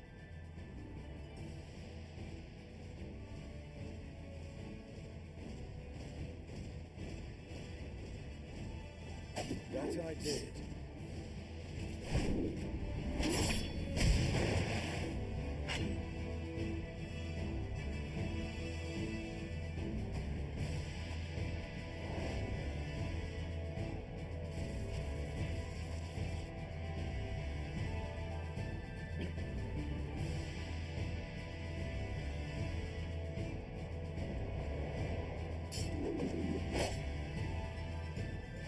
That's for Gilia. Damn it.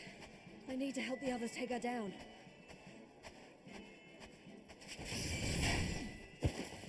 There's no end to them!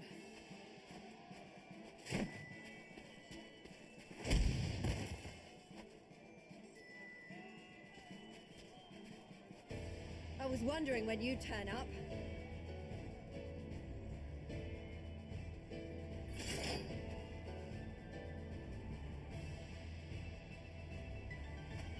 There's no stopping us now. Come on, let's show them what we're made of.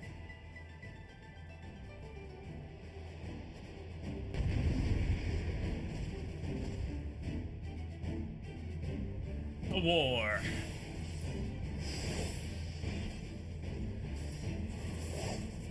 We have them now. Try this again. Forward. There we go.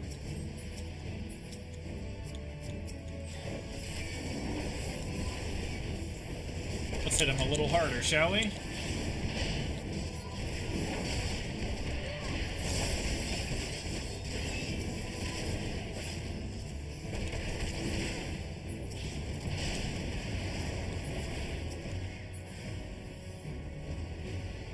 Right! Let them have it!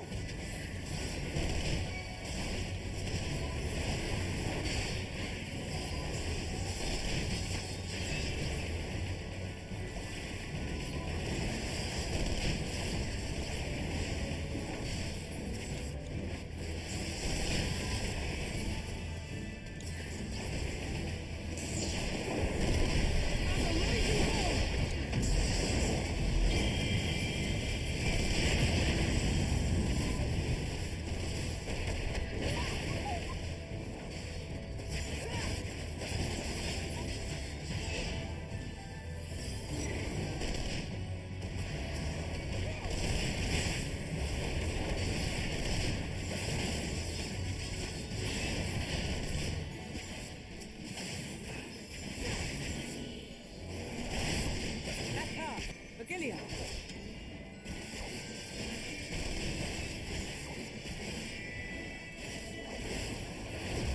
Do not fall behind! Alright, here we go. And kill her. Big damage.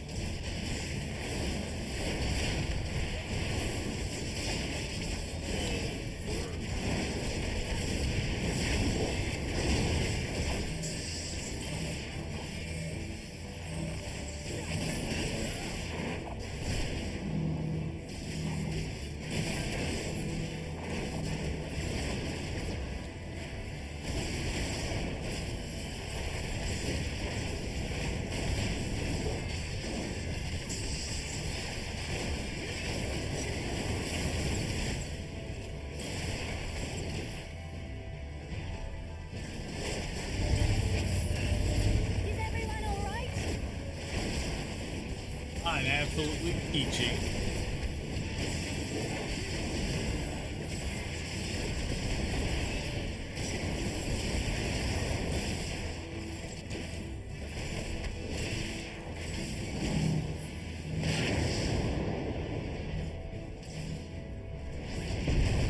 Oops.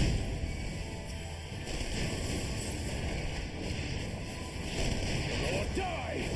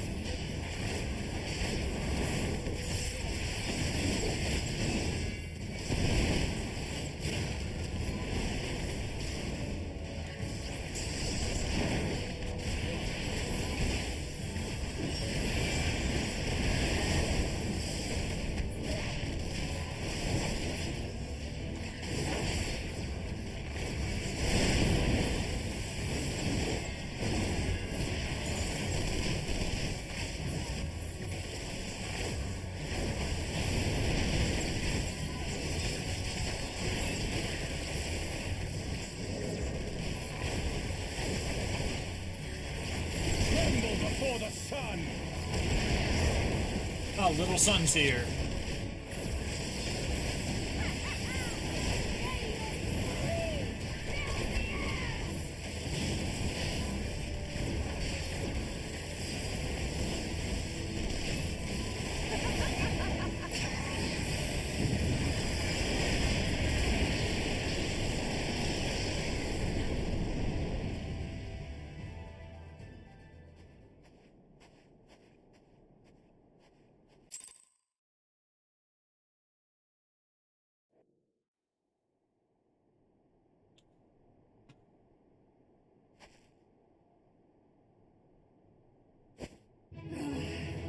A worthy adversary. Rest, recover, reclaim yourself. Then we will fight again, to the death. Sadu Hatun!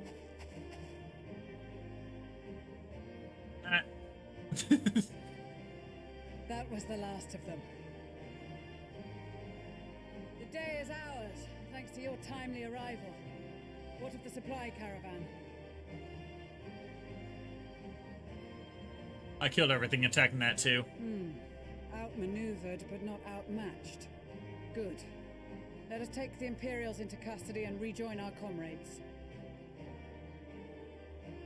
And soon we shall arrive at the capital.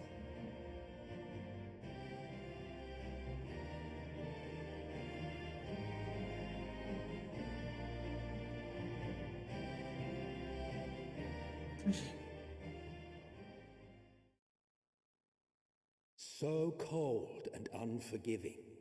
Thus spoke Emperor Solus as he gazed upon his barren domain.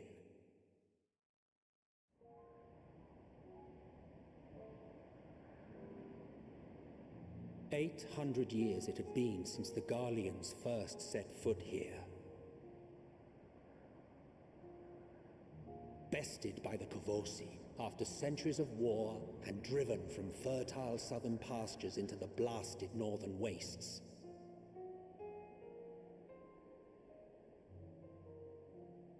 In that garden of desolation, they clung to one another for warmth, freezing, hungry, desperate, hated.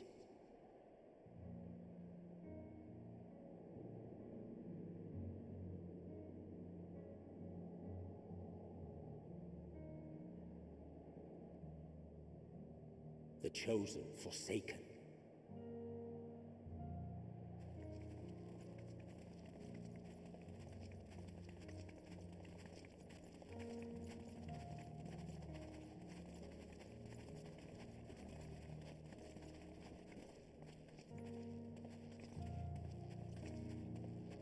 In the year 1513 of the 6th Astral Era, a young legatus named Solace single-handedly sparked the Magitech Revolution.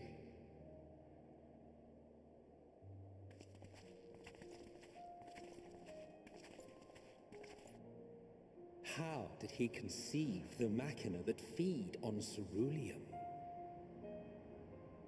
Once a common, soft-spoken soldier, how had he so quickly ascended through the ranks? Like so many others, those who knew the truth are gone. Taking in the capital with his eyes for the first time, I recall thinking to myself, far colder on the earth than in the heavens. Yes, far colder indeed. Bitterly so.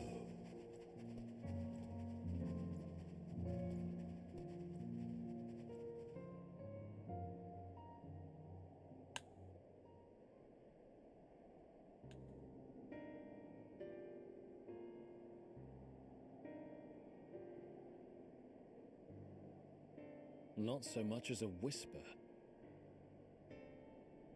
The roads leading beyond the city walls would have been used less in recent years. Nevertheless, this was one of the most important gateways into the capital.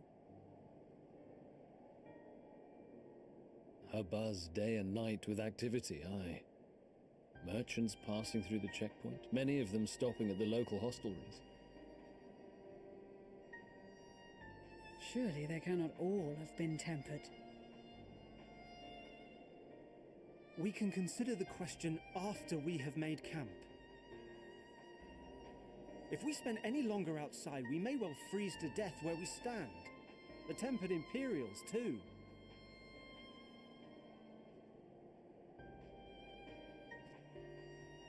This will be our temporary base of operations. Secure shelter for ourselves and the injured, and dispatch scouts to survey the surrounding area.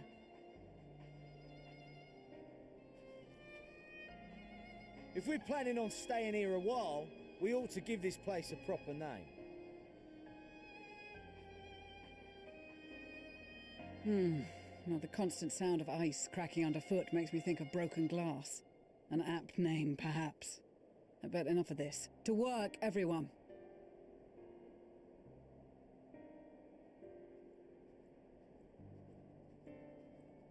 Alright, start setting up a base of operations.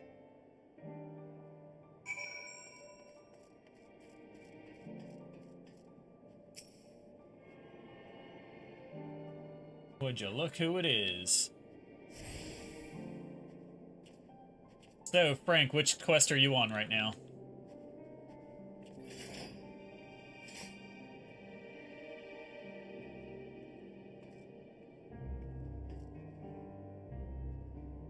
Are you still on a frosty reception, or have you gone ahead?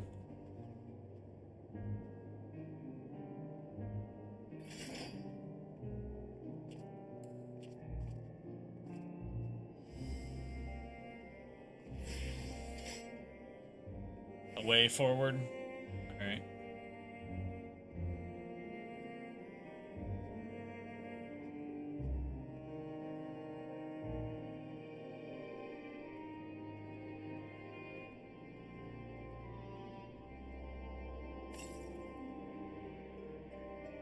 Alright. You should hang on to where you are right now, and we'll see how far I get.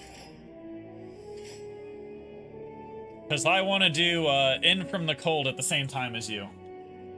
To get to that quest. And if we go along together, we can actually kill the, like, little open world monsters together. So when I catch up with you on A Way Forward, maybe come back and we'll do this all together. And then we can AoE all the mobs. In spite of obstacles we faced, our plan proceeds apace. Just a little farther, we will reach the capital itself. Still, we mustn't get ahead of ourselves. As soon as the camp has been made fit for purpose, we are to discuss a course of action with Lucia. Would you mind asking Ishtola and Graha to join us in that building on the northeast of the camp? Alizé and I will meet you there.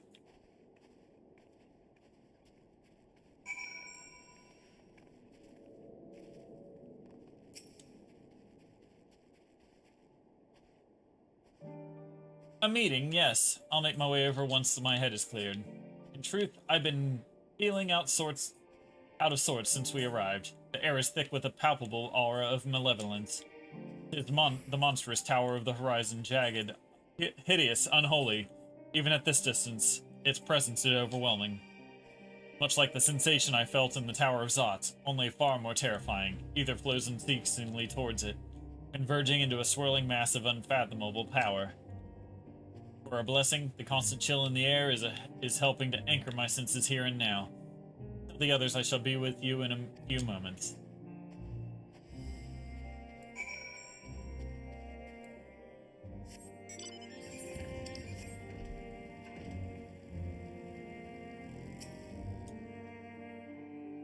You will be pleased to know most of the Tempered have been quartered inside. Nearby buildings are receiving treatment as we speak. I do, however, feel no small amount of guilt for commandeering civilian homes. The occupants may be long gone, but everything is exactly as they left it.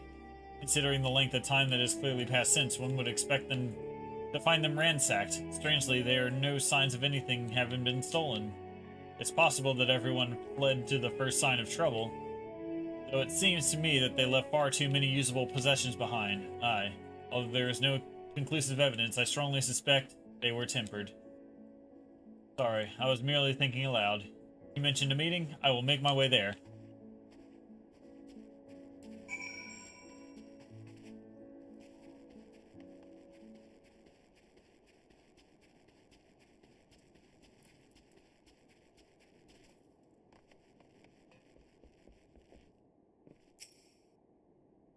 Thank you for informing the others of our meeting.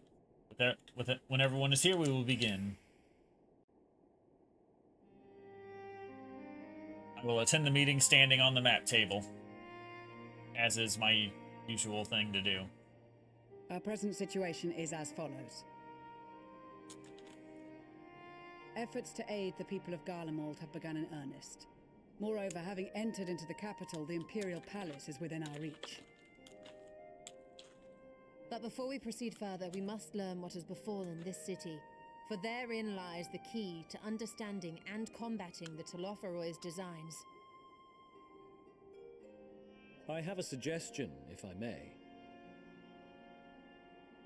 Several of the Imperial soldiers we captured on the Magna Glaciers are members of the Populares and acquaintances of mine. Once we have cured them of their tempering, they should be able to give a reliable account of the events leading to the capital's downfall.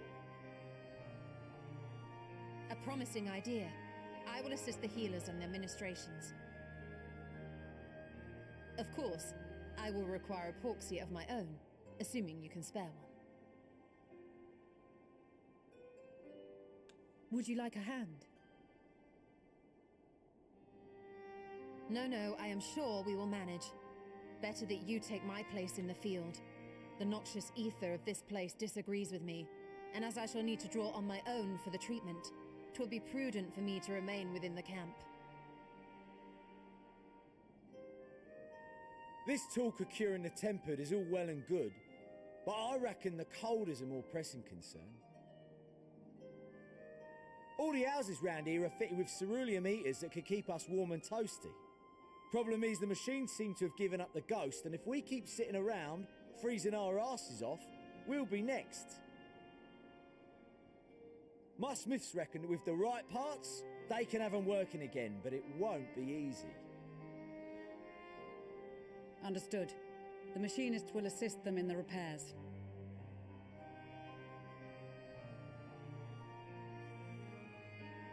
The rest of us should either stand watch or survey the area.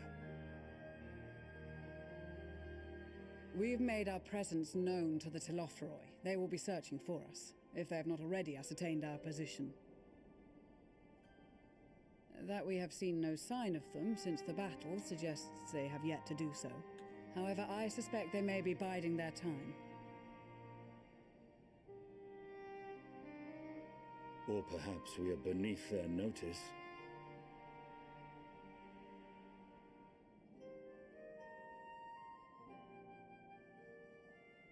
In any event, we'll find no answers standing around here. Urianger, Estinian and myself have visited Garlemald recently, so we'll lead the reconnaissance efforts. Perhaps bolstered by a few Bosnian and Dalmascian scouts from my previous excursion for good measure.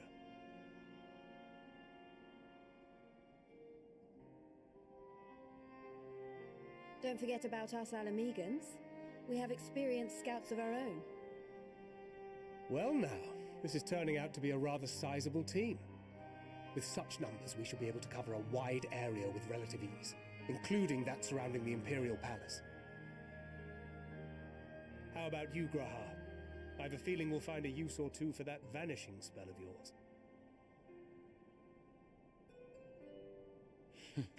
Twould be my honor to be of service, though I doubt that you of all people need rely on my tricks. That leaves us with guard duty. As a matter of fact, I have something else in mind for the two of you and Alphino. Between here and the center of the capital lies the Eblan Rime. I would have you search the area for survivors. Your keen sense of direction, honed in your extensive travels, should prove useful in navigating the ice fields.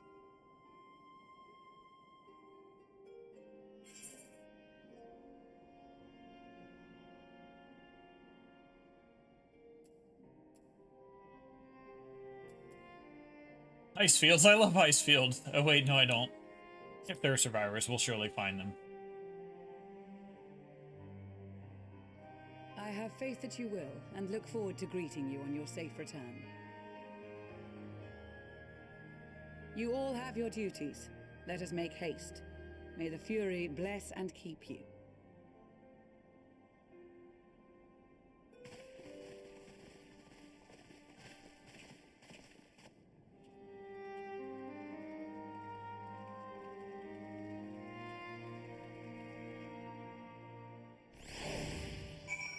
All right.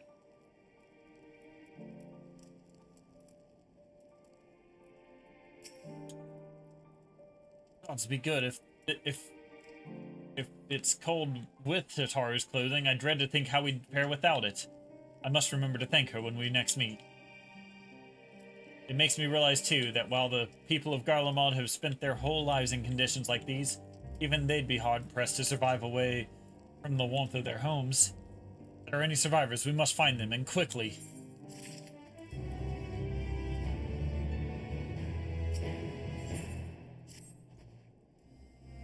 Oh, chums. Been given something to do, have you? As it happens, I too have been ordered to make myself useful. Sounds like a rather tall order. Since you ask, we are to scour the Eblan Rime for survivors. What? Wander around ice fields and off the chance you'll find someone? It'll take forever to finish the job without the benefit of my expertise, or more specifically, my telescope. Come, friends, I know just the spot to begin our search. I'll probably regret this, but we may as well humor him.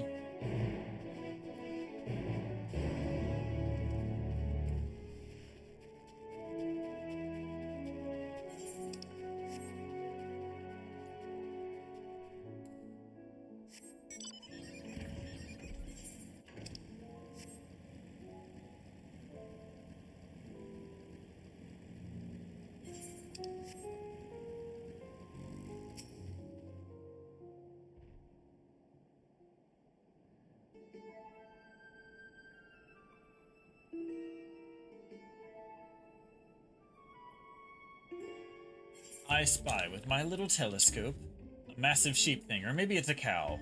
Not what we're after either way. Is that an ether current? Ah, no, there's just a wind sprite. Other than that, it's all snow, snow, snow. But oh, what do I see over there? Yon hillock.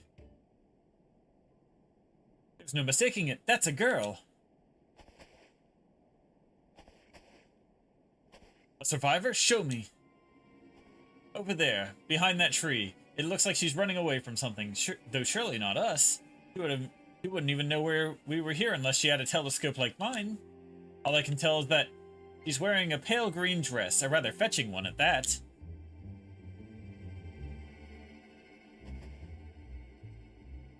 She'll be long gone by the time we get anywhere near. But we should be able to follow her footprints. I'll let Lucia know where you're heading. Oh, and take these warming tinctures with you. The poor girl must be chilled to the bone, if not on the verge of freezing to death. That's actually very thoughtful, thank you. But you won't need a... But won't you need some for yourself? No, I'll be fine. As a man of chivalry, my honor demands I do no less. And lest we forget, the very reason we are here is to protect those in need. Now go, and Godspeed.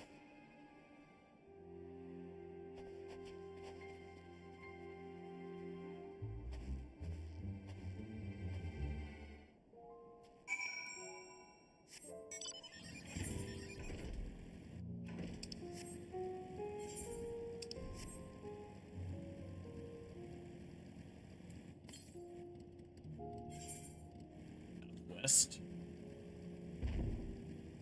Hold up.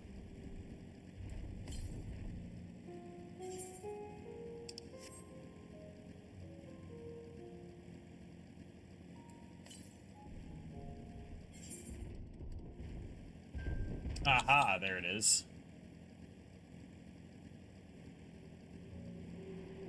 Ether currents. Time for the hunt to begin.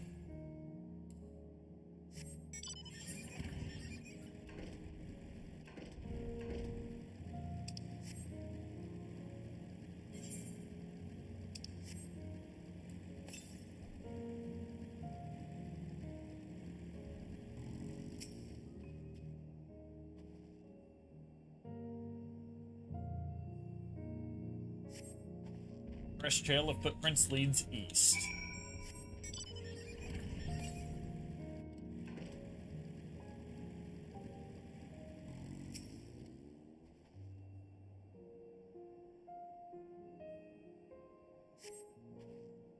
Footprints appear to be the same as those you saw previously. They also had...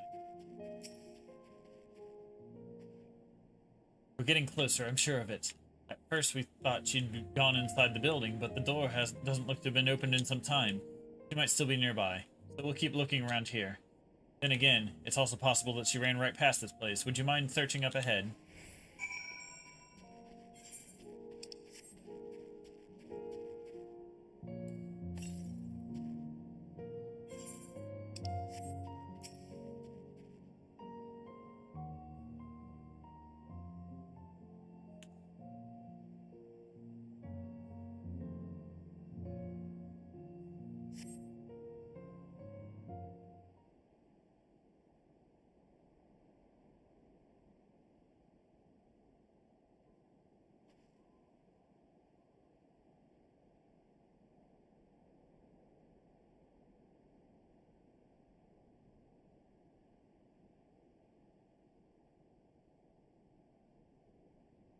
Girl in the green dress anxiously surveys her surroundings. If you to call out to her from this distance, it might attract wild beasts to your location. It would be safer to get closer first, but you must do so without drawing her attention.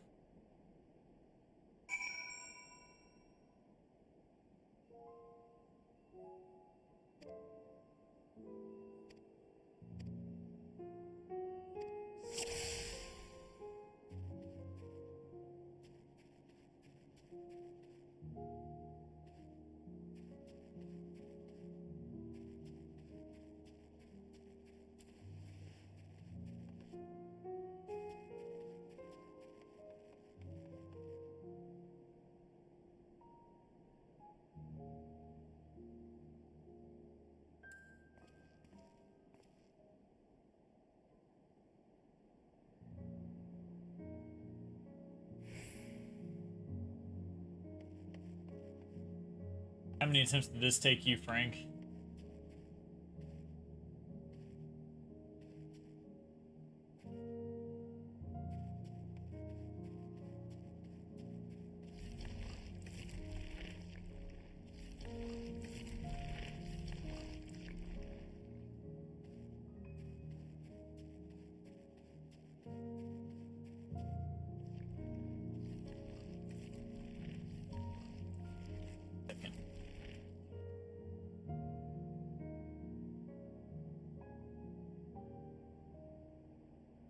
Be imagining things.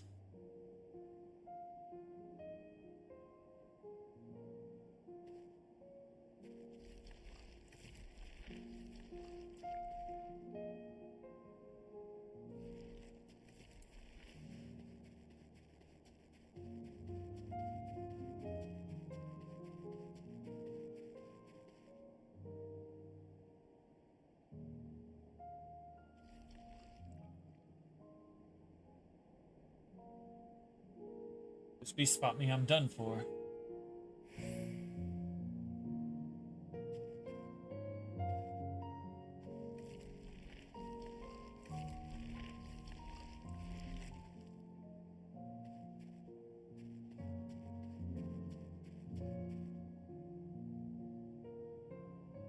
My luck holds.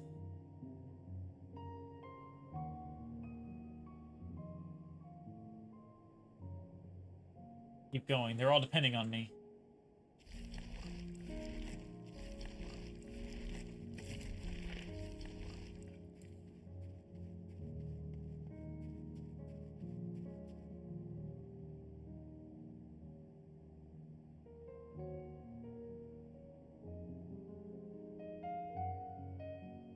Is it the final spurt?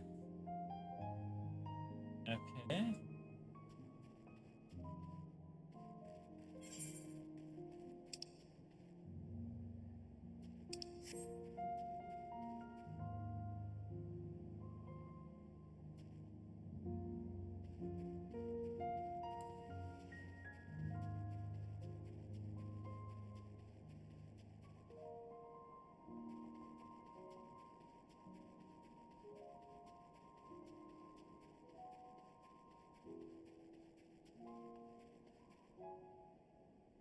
Duty complete. Ooh, still in one piece.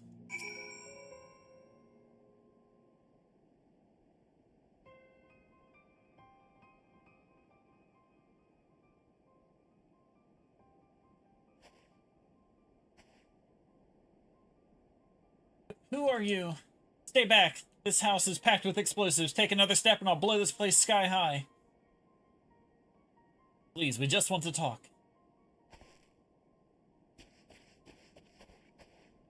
Alphino, this is my sister Alize, and our good friend Magnarmus. We have no intention of hurting you or hurting or taking from you anyone else. I give you my word. We and our comrades have come to provide aid to the people of Garlemald. Aid? You savages are the ones responsible for all this. You did this to us. We didn't, I promise you. One of the other reasons we came was to find out what happened here, in fact. The Lofroy are the ones to blame. They're the ones who laid the waste to Garlemald, and they won't stop. And they won't stop until they've destroyed the entire world. They're the enemy, our enemy. On our way, we encountered Imperial soldiers who had been made their thralls. Those poor souls are now in our care, and we're striving to cure them of their affliction.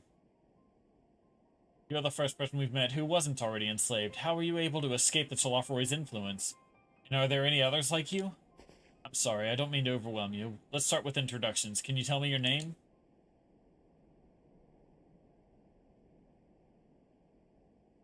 My name is Lucina.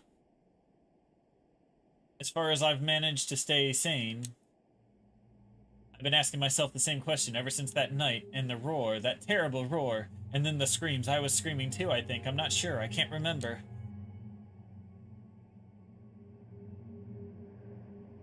Then came the silence. Everything was still.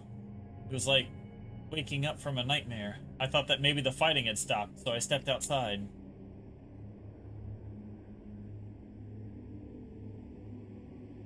If your hells are real, I saw one that day.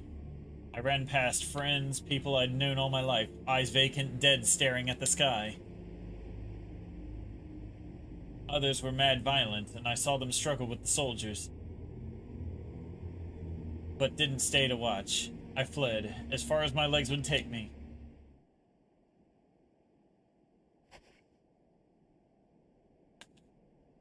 Do you have family here? Is this your home? Their home?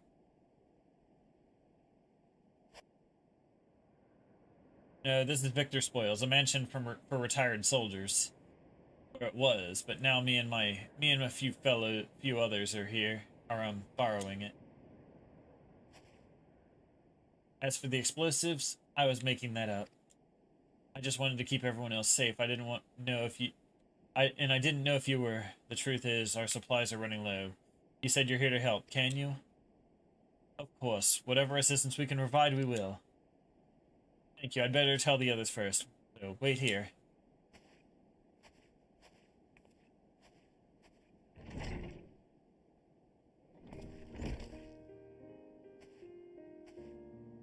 This is everyone. Lucina says you can be trusted, but these are desperate times. We'd be fools to let foreign troops into our home. Having said that, for you to provide us with some means of heating the place is a sign of goodwill. Perhaps we can take you at your word. Is that too much to ask? Then leave us... If that is too much to ask, then leave us be. Time to put my firewood gathering skills to use. Could you provide the spark with a little magic, Alize? We'll have a fire burning in no time. May we build it under that gazebo? The what? Oh, you mean the bower? Yes. Do as you will.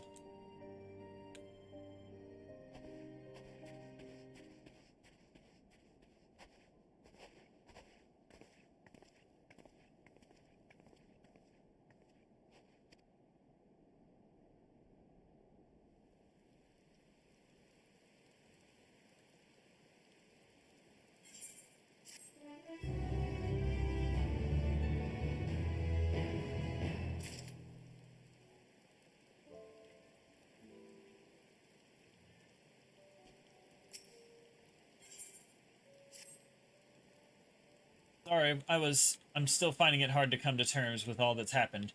Now that you're here, though, I'm hoping things might change for the better. You know, I've worked up quite a sweat from all that running about, so I'll leave space around the fire for the others. As you can tell, they're in a far worse state than me. We're planning to look for somewhere warmer with more food.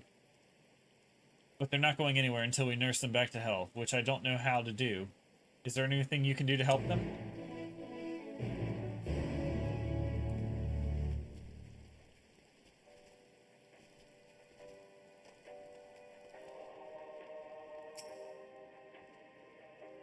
I can treat their frostbite and their wounds, but it will take some time for fire to do its work. Now, would be a good occasion to make some use of Amanoline's tinctures, with one that can warm the body from the inside out. Would you make sure everyone gets one?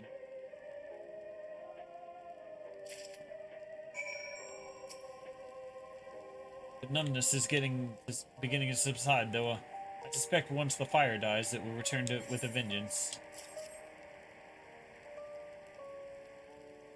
Warming tincture? I've never heard of such a thing. No harm in trying.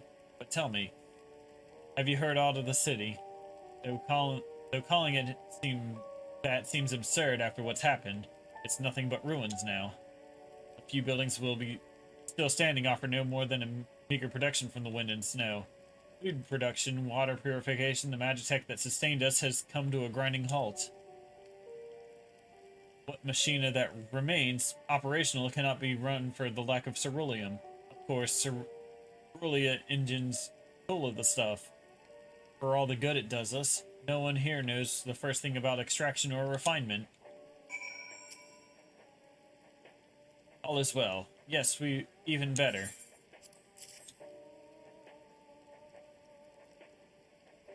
Oh, what sweet libation is this? Is it poisoned by any chance? That was the joke. And if I laughed, 'tis that I may not weep. So said the poet, and alas, my tears would freeze on my cheek ere they fell. We are the blessed damned, to bear witness to the fall of the great empire while our brethren lie dead, or live on as puppets of flesh. First came the war, then came the roar. When morning came, Garlemald was no more. In a cacophony of gunfire, explosions, and screams was our beloved capital razed to the ground. From rubble rose the disheveled remnants, their lavish finery caked in ash, and as they shuffled mindlessly towards the palace, each bearing a fragment of stone or metal, and offering perhaps perhaps to the architects of our destruction. A hopeful new few tried to reason with the deranged, only to be beaten for their kindness. But if I knew better than to plead with the horde, I fled with my health. If not my conscience preserved, now I wait with my fellow cowards for our final judgment.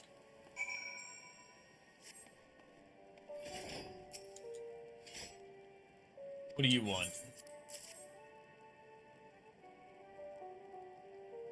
Tincture. May as well drink it, I suppose.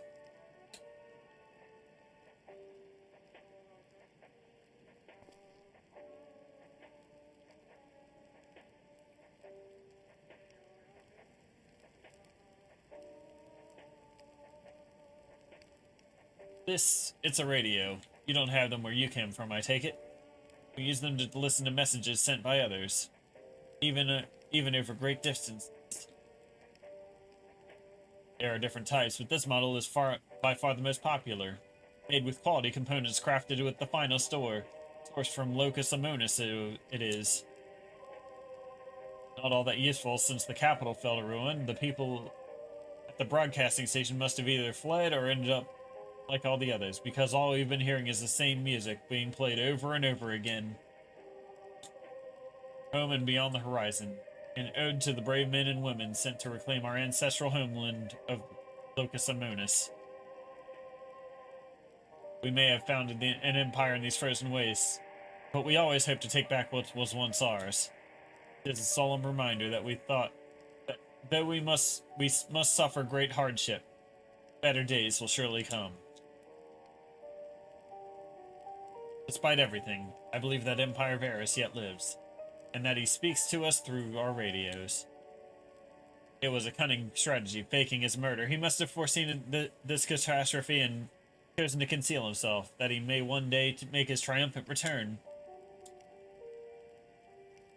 Yes, I'm sure of it. Emperor Varus would not be defeated so easily.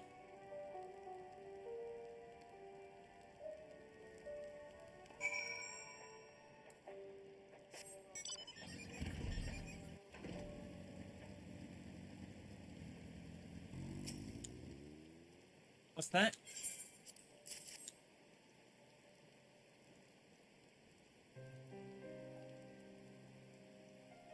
So this is what you gave the others. Thank you. I'll save it for later. Actually, I have a few things to ask you. Are you part of the group staying in Laterum? I saw Legatus Virgilia's troops heading towards the Magna Glaciers a few days ago. Are they the ones you encountered?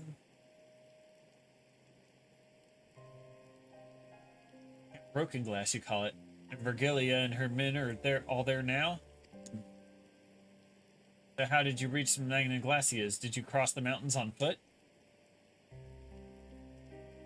We came by airship. Airships? Then there might be a way to...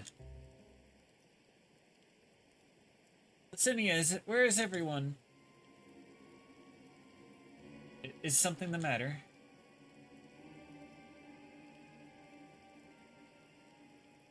A voice from inside, you say. You must be imagining things. Everyone's out here. Perhaps a baby Almasty has found its way into the house. It wouldn't be the first time. Without the soldiers to scare them off, wild animals have been roaming closer to the settlements. Some have been known to attack people, too. I've just had an idea. If you and yours are strong enough to defeat a Legatus, then surely a few beasts would pose a threat.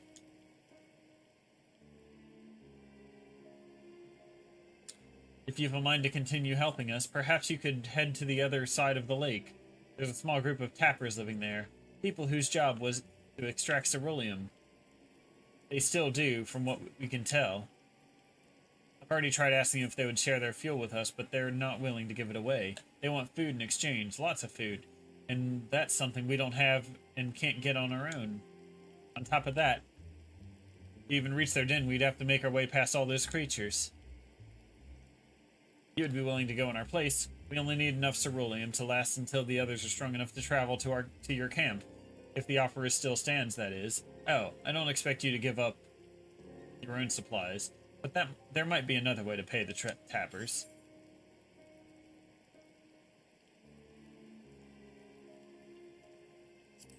If it's ceruleum you have, then ceruleum you'll get. Ceruleum you get. Thank you so much. To reach Tapper's Den, you'll have to cross the lake. The ice is thick enough to support a person's weight, but if you'd rather not take the risk, you'll need to take the long way around.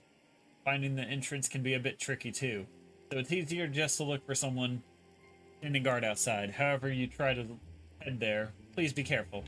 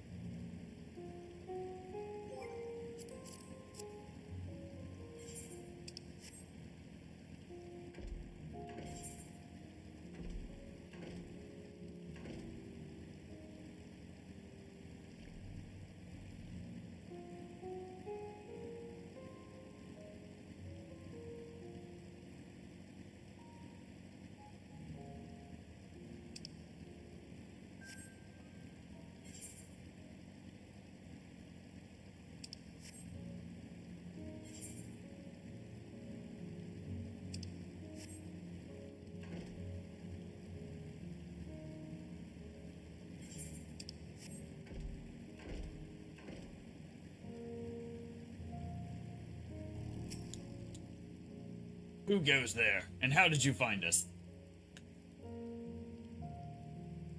What do you mean I stand out like a sore thumb? The purebloods over at Victor's Spoils hadn't given away our location, you'd never have found us. Those stuck-up arseholes thought they could come waltzing in here demanding our ceruleum with nothing to offer in return. Ha! Looks like my boot's on the other foot. Now, how's the capital? Now the capital's gone to shite. They've resorted to sending you to negotiate. I know your name spells sword. If they think we'll give you into intimidation, they've got another thing coming.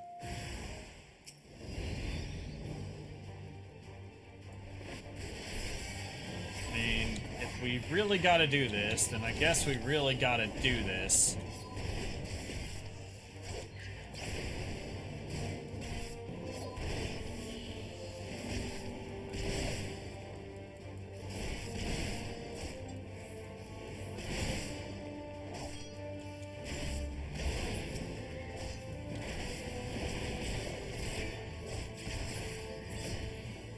Am I dead yet?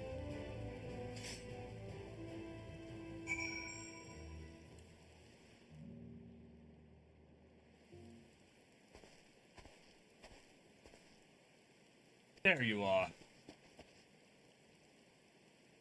Just after you left, Lucinia asked me to go and catch up with you in case you needed a hand. Someone must have let slip that I've a little experience in transporting barrels of ceruleum.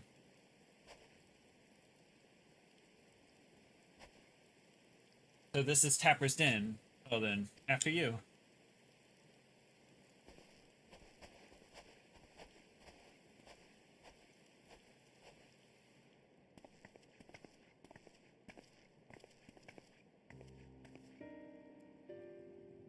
Who are you? What happened to the guards? They tried to fight me, so I kind of beat their asses. Eorzean and rebels here to save the people of Garlemald. That doesn't make any goddamn sense. Why in the hells would you pass up this chance to put those Imperial bastards to the sword? Let me guess. None of you are Garlean. You were brought here from the other lands. Girabanya, Yansha, Boja, Damaska, to name but a few. Some dragged here against our will, others fed bollocks about a better life. All put to work extracting ceruleum. All given the esteemed title of An, placing us firmly at the bottom rung of the ladder. The old hierarchy means nothing if in the new Garlemald, says we. About the only thing that's escaped more or less unscathed is cerulean engines, still sustaining us, even with our paymasters out of the picture. We hear you are experts in drawing up ceruleum from the bottom of the lake. But how can you do that if it's frozen over? Wouldn't you like to know? Trade secrets, I'm afraid. At any rate, it's not as if ceruleum is used for much these days, what with the city in ruins. We take enough to power our heaters and save the surplus for later. And though it's helped stave off the cold, it does sod all about our hunger unless we can trade it away. Speaking of which, be sure to tell your contingent we've got ceruleum by the barrelful. If they're interested, we'll exchange it for whatever provisions they're willing to spare. We can certainly ask, but if you're all free to go now, why carry on living here? Free to go? Go where? Even if we manage to get back to our homelands, there'd be nothing left for us thanks to the Empire. And the knowledge and skills that we acquired working here would be practically useless outside of Garlemald. So we're staying for the time being. Long as there's a need for ceruleum, we'll find a way to get by. Even if Garlemald, as we know it, is gone for good.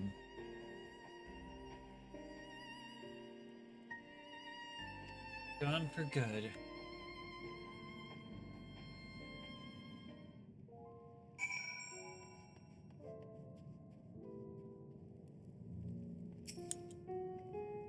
Regardless of what the Elsbard contingent does for the people of Garlemald, the Empire itself is already a thing of the past.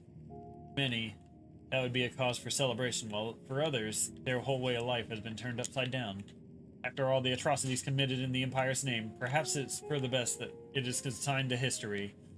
But what of the ordinary people, their lives, their stories? Should they be forgotten too? I suppose there'll be plenty of time to ponder that ponder that later. For now, let's see about getting some ceruleum.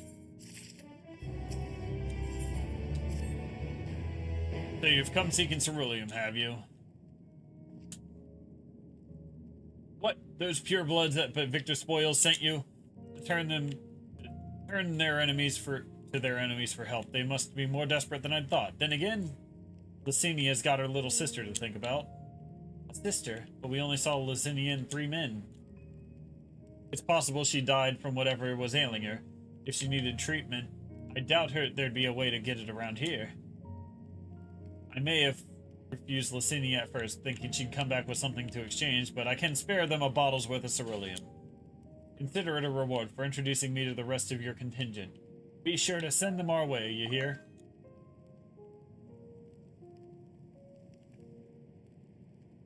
I can't for the life of me think of why Licinia would keep her sister secret from us. But we can ask about that after we've delivered the ceruleum. Come on, let's hurry back.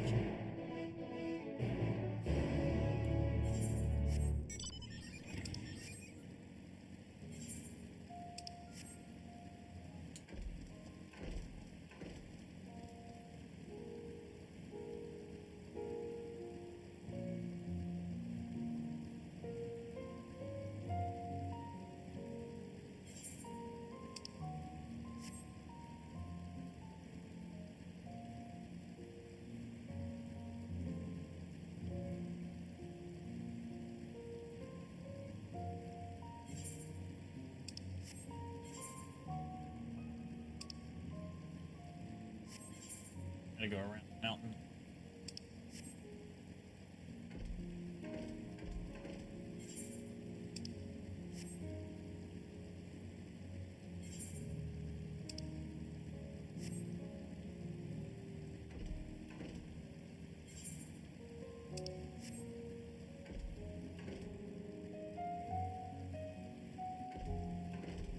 Oh, I know, I gotta get to that part first, though.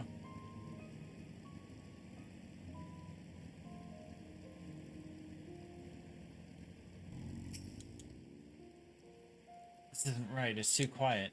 I would have thought Alphino would still be treating them by the fire, but they're nowhere to be seen. I'll look inside the house. You search outside. They can't have gone far.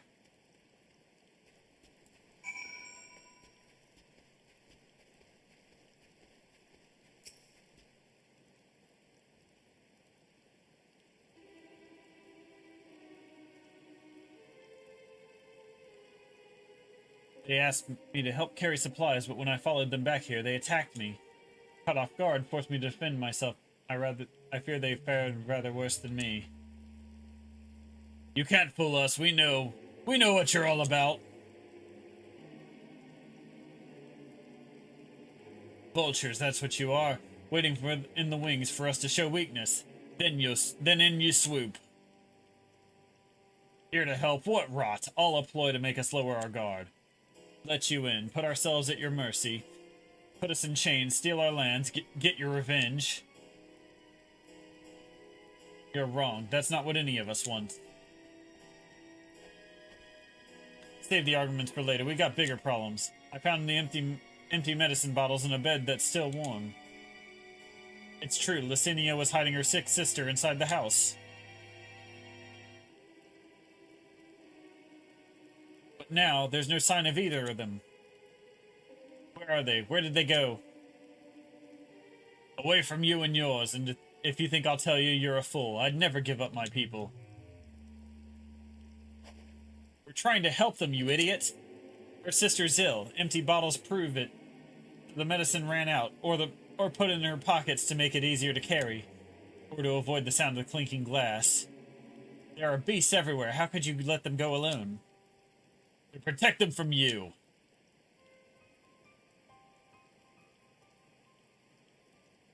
You invade our homeland, taint it with the same sorcery used to slay our countrymen. A Garlean should sooner die than suffer the insult. Better for them to flee, keep their purity intact, than be corrupted by your vile magics. We were waiting for a chance to free them, since the moment you arrived.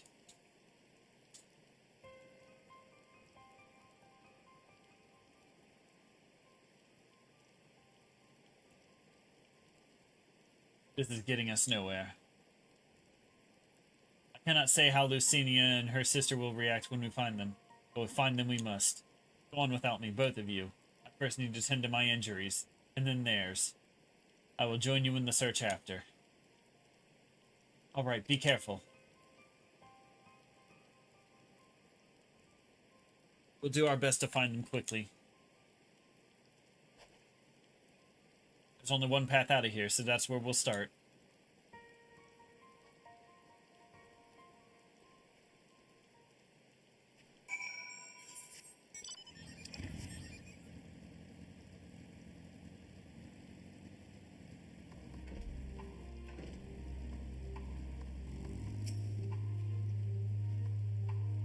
There's sets of fresh footprints, young women, judging by the size.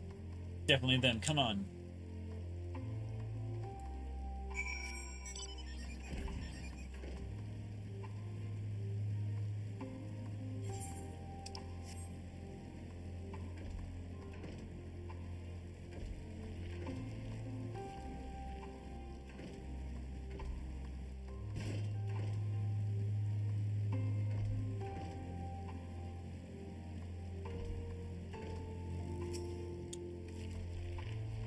The trail stops at the frozen lake, but perhaps they chose this route as to not leave footprints.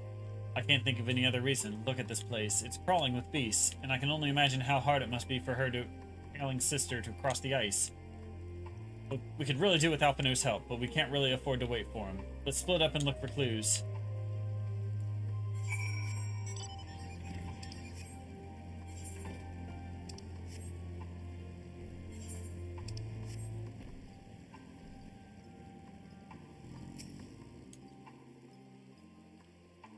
Paper half buried in the snow appears to be a flyer for a theater group. Though the run of shows advertised has long since ended. Okay.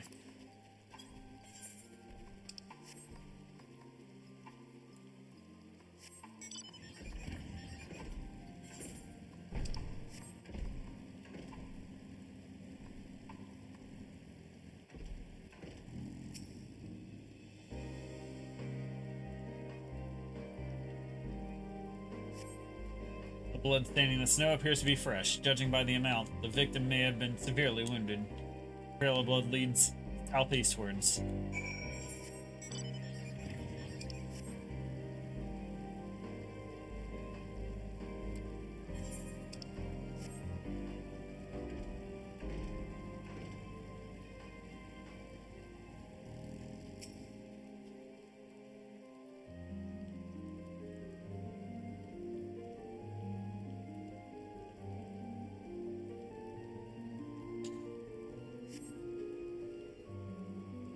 Two bodies are already cold.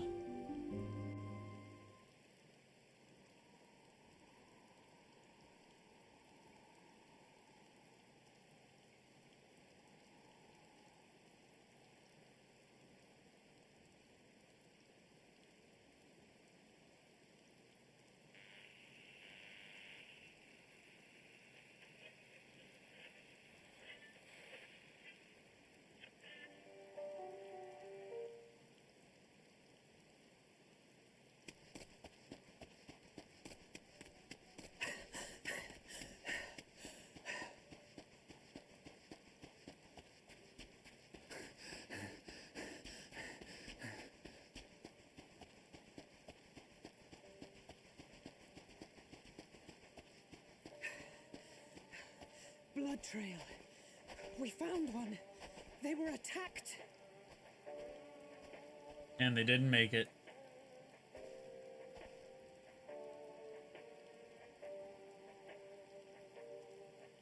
No.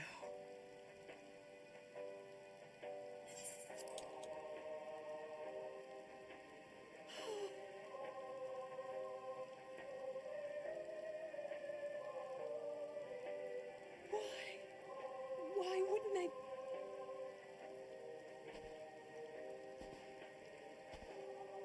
Safer to brave the wilds than trust in our magic.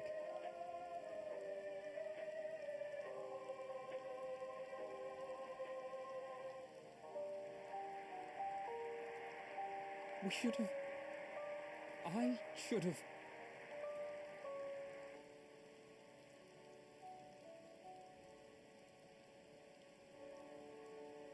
We can't leave them like this. We have to take them home. What if we're only making it worse?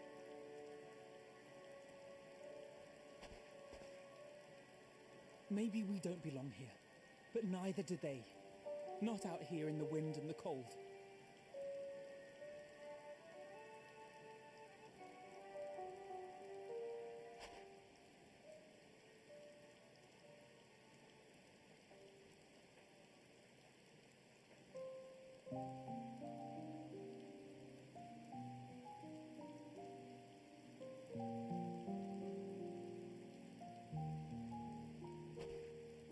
I heard the story about Varus's voice from beyond the grave. Of course, I didn't believe it, but Licinia and her sister did. Perhaps there is something to the tale after all.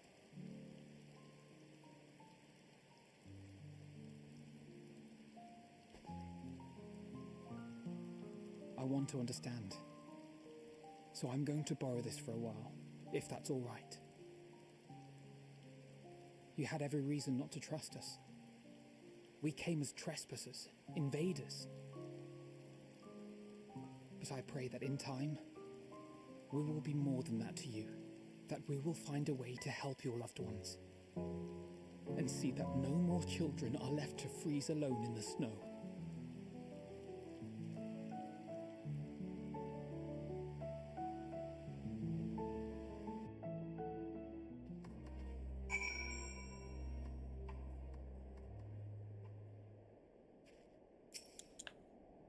There must have been something we could have done, but what?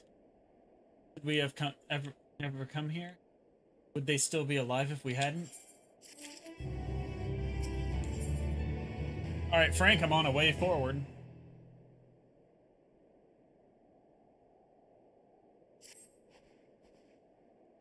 We have already caused enough harm here. Let us return to the camp before we cause any more.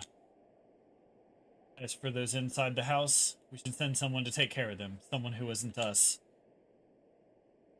All we can do for now is to make our report to Lucia, and do everything in our power to prevent the tragedy. So let us linger here no more. Come.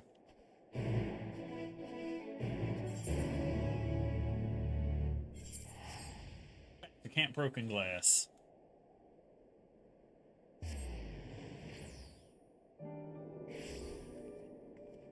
Alright. Yep, come on and join me. Do the objectives at the same time.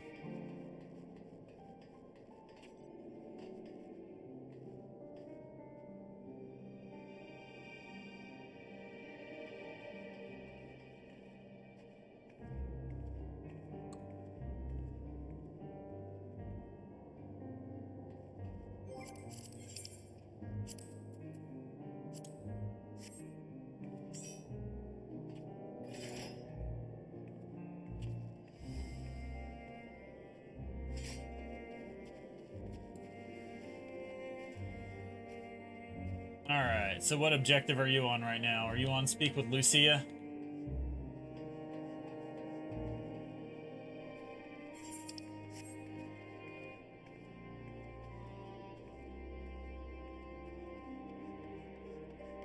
Alright, let's go talk with her.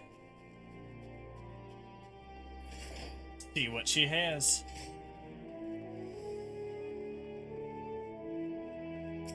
Alright, Lucia. Our mission ended in a colossal failure. The girls who tried to help are dead. Alizé and Alpino tell me you finished their preliminary search for survivals, but refrained from saying much more than that. Clearly, they are reluctant to provide details. Might I ask for your account? Yeah.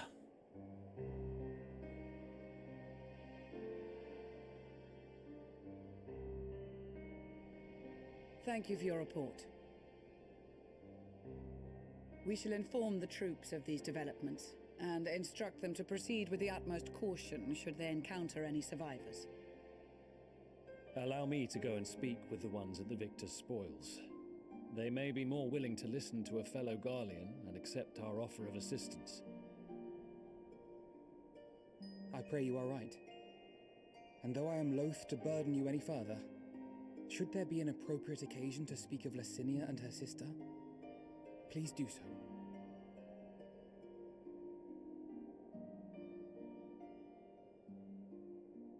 I am sorry to have put you through this. My distress is nothing compared to their suffering. So tell me, what else have we learned?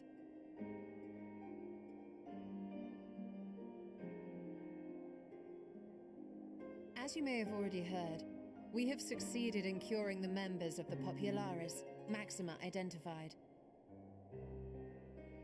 They have provided us with some intriguing insights into the current state of Garlemald.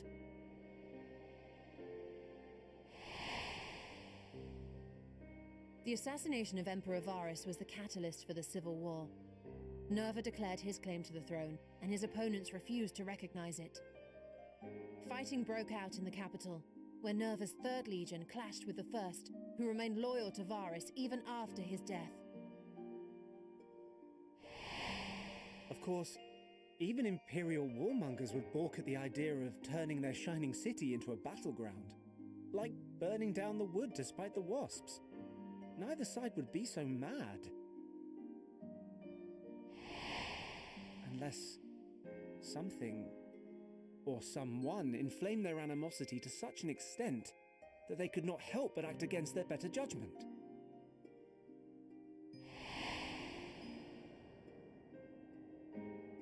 It brings to mind events of the Gimlet Dark, does it not? The Emperor's sudden withdrawal from the front lines, specifically. Nerva and his father, Titus, Varus's then political rival, took advantage of rumors that Crown Prince Zenos had been possessed by a demon.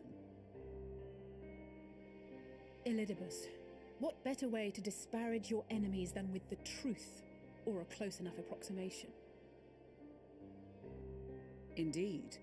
But before their accusations could be substantiated, many of Titus's followers were silenced. While some were merely stripped of their status, others died under curious circumstances. One after another, suddenly and suspiciously. Again, Elidibus. Like as not, he had a hand in it. No evidence was found to implicate Varus, certainly. Nevertheless, Titus, Nerva, and the Third Legion would have judged it a brazen attempt by the Emperor to rid himself of his political enemies. And then, in the midst of this growing turmoil, Varus Sosgalvis is murdered.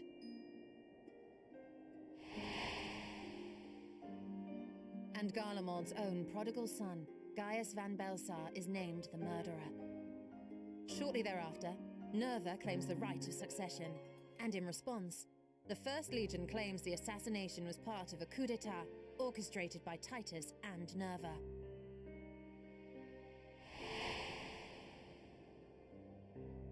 So no one is at fault, and everyone else is to blame.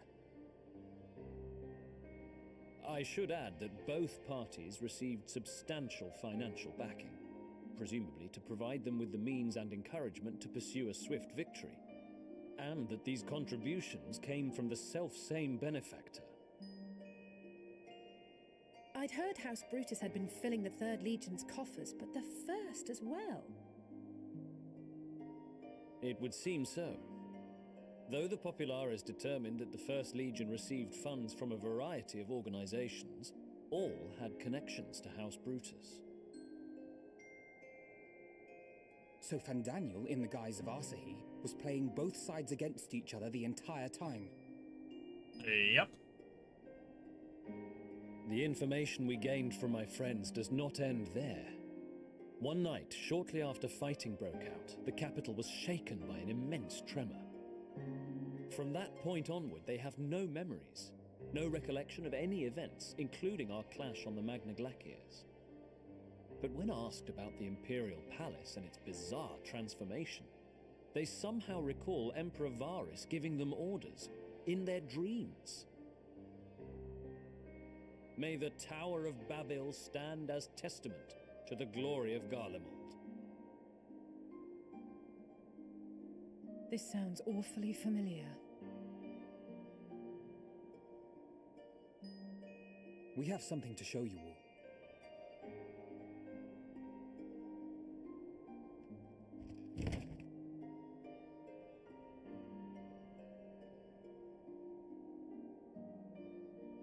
Varus spoke to them through this radio. Perhaps it was a recording, but if not, that would be inexplicable.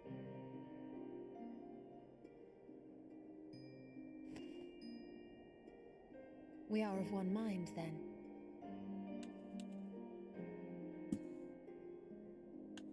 The ether that permeates the ore used in this device is almost identical to that of the talismans. I see it. While it is likely more by coincidence than design, these devices might also ward against a primal's influence. A picture is beginning to form. If the tremor felt throughout Garlemald was a wave of ether emitted by a primal, then while those within range would have been tempered, those huddled around a radio desperate for news concerning the Civil War would have been spared. No wonder Licinia kept it close. My friends, I must speak with you. A young man was caught trying to steal our supplies. He is a soldier of the Iron Men, we think, but one who has not been made thrall. Thankfully, Magni restrained him before blood was spilled. The stranger is outside, if you wish to ask him questions. I think we do.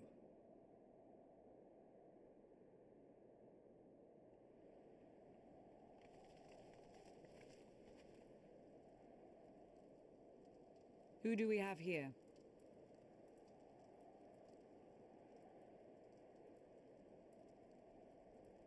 Garleans? Traitors to your homeland! Have you no shame?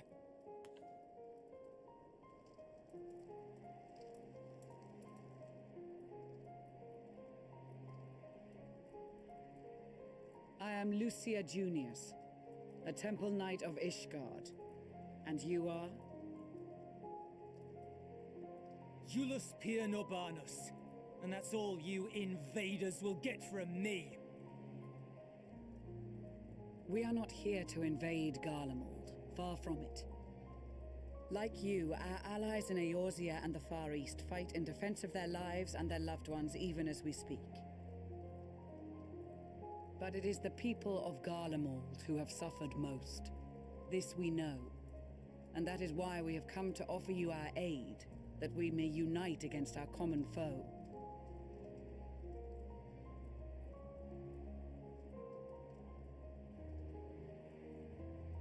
Whether you believe me or not, those are the facts.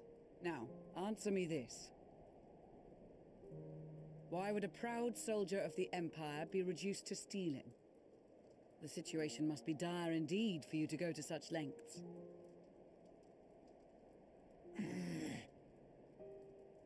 If it is supplies you seek, we would gladly share ours, or turn a blind eye while you leave with your spoils. I will not negotiate. My commander will determine how to deal with you and yours. If you wish to treat with him, I will take you, but no more than 3.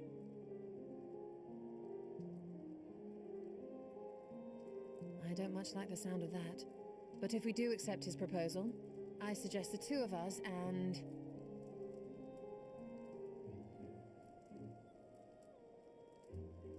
Please allow me and Alize to act as envoys. May I ask why? We have seen with our own eyes the hardships the Garleans face, how their futures and lives hang in the balance. It's not the warmest invitation, but it's an opportunity to prove our intentions true. Maybe not a chance to make things right, but a chance to make them better.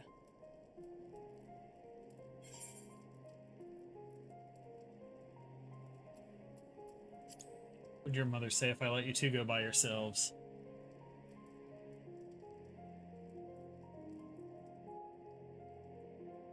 I can see that persuading you otherwise is a lost cause, but you will proceed with the utmost care.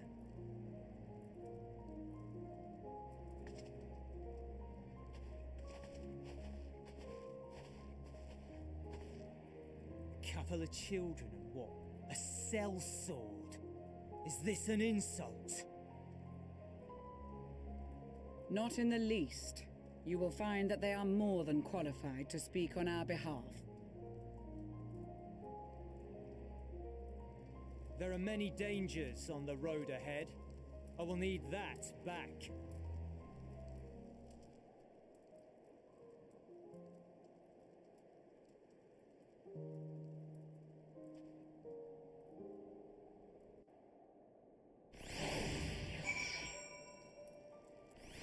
Alright, Frank, you ready? We're leaving town. Do this. Oh, we gotta speak with her again. You will be received as invited guests, so I urge you to observe proper social etiquette and conduct yourselves accordingly. Your safe return takes precedence above all else. Remember this. Thancred, in particular, will be worried sick if you're gone too long. May the Fury watch and keep over you.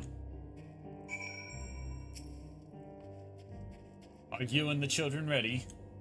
I will explain the route once we are outside your camp. If anyone attempts to follow us, we will judge it an act of hostility. We will not hesitate to take appropriate measures. I would expect nothing less. You have our full cooperation.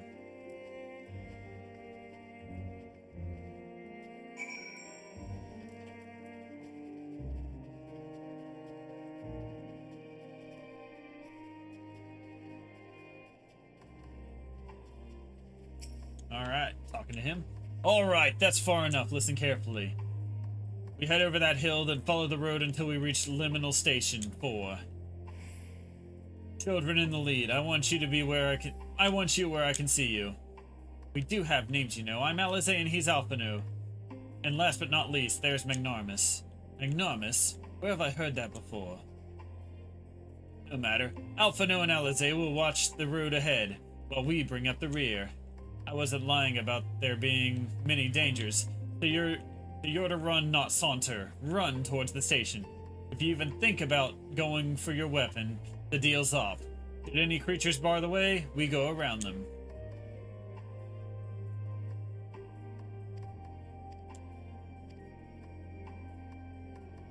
Ready to make a dash for the station?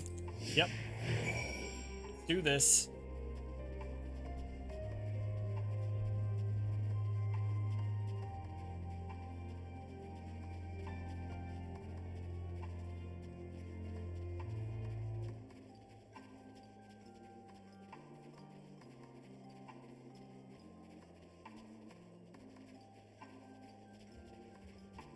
Must be the road he mentioned. Follow it. It should lead us to the station.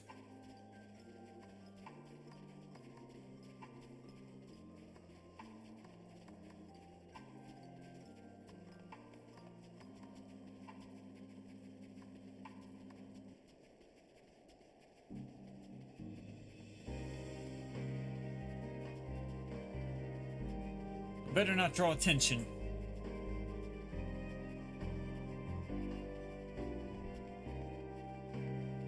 That's the station, I presume.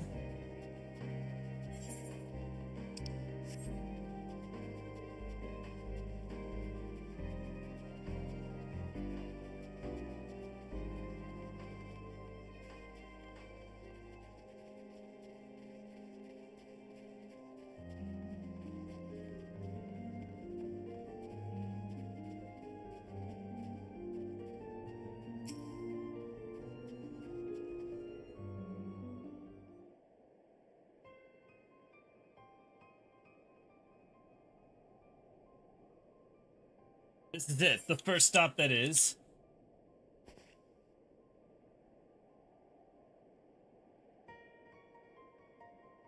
Good, it looks like your friends knew better than to follow us.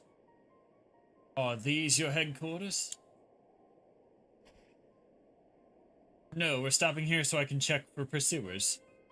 Since it appears you've kept to your side of the bargain, then we can carry on.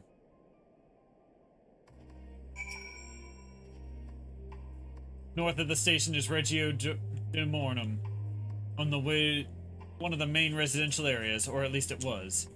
The afflicted roam the streets in packs. They'll tear us to shreds if given the chance. Keep close. No wandering off, understood? From here we'll be heading northeast. Keep to the left of the railway. While the route itself is straightforward, getting past the hordes unseen isn't anything but. Keep your weapons at the ready. They would attack their own countrymen? Aye, they spare their own but slaughter the rest without hesitation. They will try to avoid detection. The chances of sneaking by completely unnoticed are slim at best. I will lead the way, but in the event we are seen, you're to fight them off. Those two will follow us, provided they can refrain from drawing their weapons. While I doubt they would be foolish enough to stab their guide in the back, I will not take that chance. With that said, let us proceed.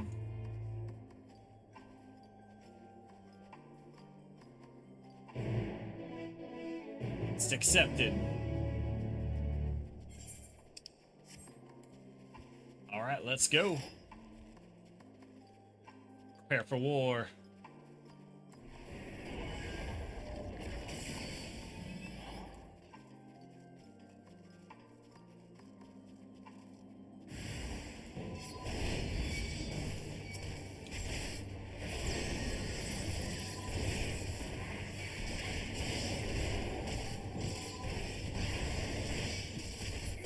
And slaughtered.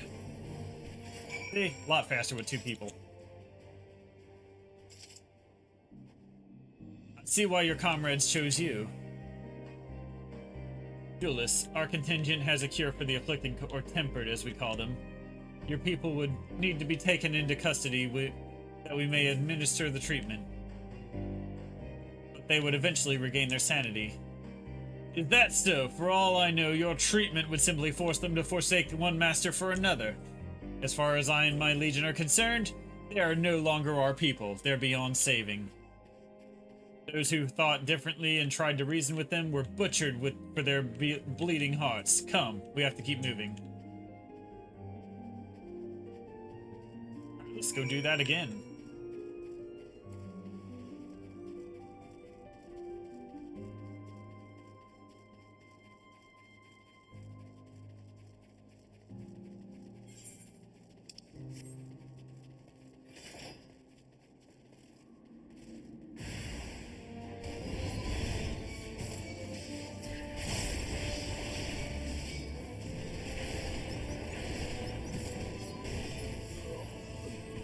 Go.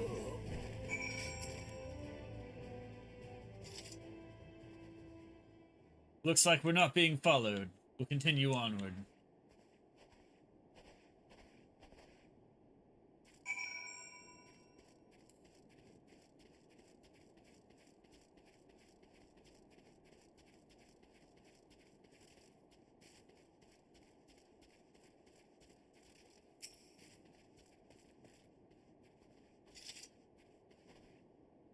I meant what I said. These people deserve only death. I stayed my hand before, but out of a desire to remain undiscovered. And that is still the higher priority. We should continue to avoid any unnecessary confrontations. Let's keep following the railway.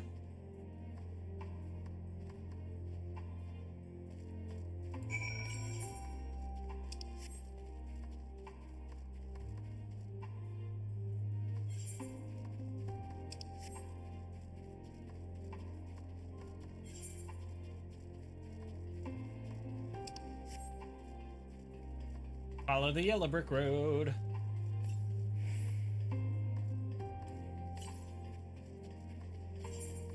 $130 to the northwest, it says, huh? I'll come back for those off stream.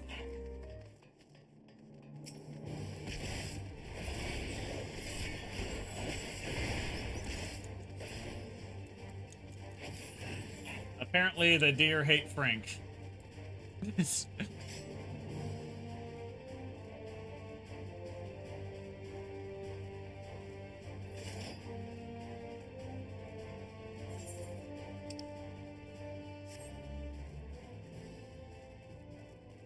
Another one.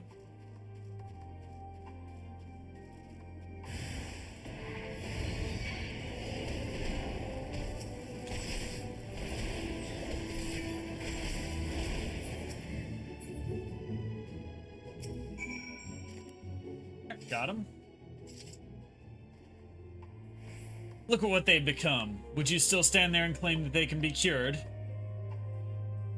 Those exposed to a vast quantity of a primal's ether may suffer severe corruption. Even with treatment, such victims are beyond salvation. Then you admit it. Now that you have been seeing these monstrosities for yourself, perhaps you will think twice before speaking of a cure.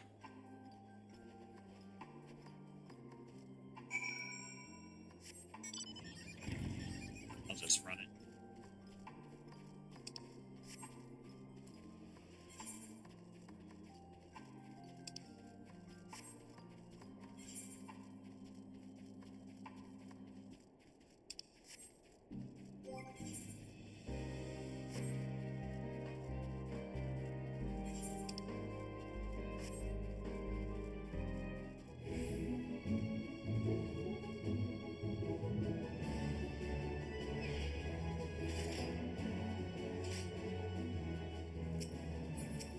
Angela says, we're almost there. You've kept to your side of the agreement, so I'll keep to mine. This way. Alright, back to civilian clothes.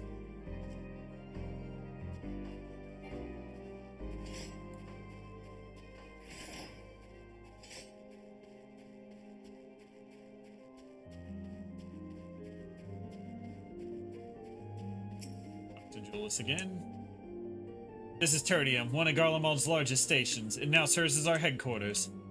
I've already sent the twins ahead. I will be with you soon. So wait for me at the bottom of the stairs.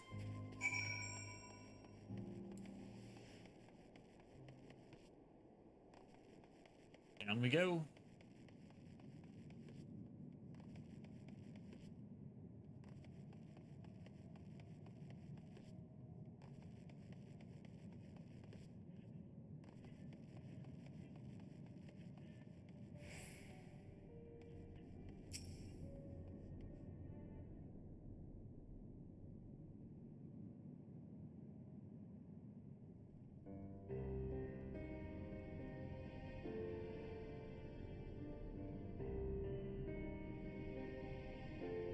It's plain to see why they chose this as their base of operations. They could have done a lot worse. Even so, I imagine it's not the easiest place to live. Indeed. And if Julius is willing to make the perilous journey to Camp Broken Glass in search of food, their own supplies must be all but exhausted. They may be shielded from the wind and snow, but it's still utterly cold. Much like Victor's spoils, it must be a constant struggle to keep their people warm. Lower your voices. While you may be here as my guest, the others will not take kindly to your presence. My commander is in the locomotive over there.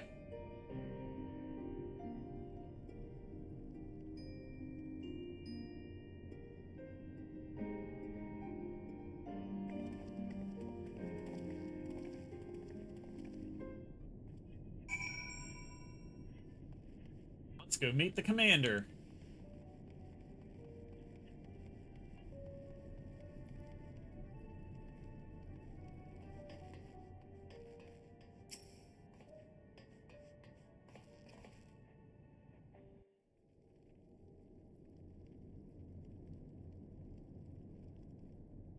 These are their chosen representatives.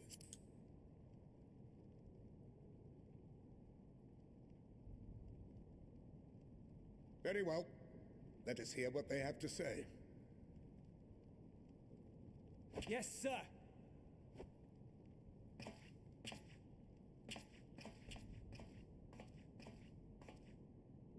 I present to you our commander,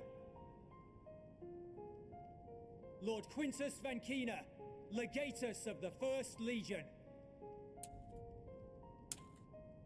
The first? I had no idea you had survived.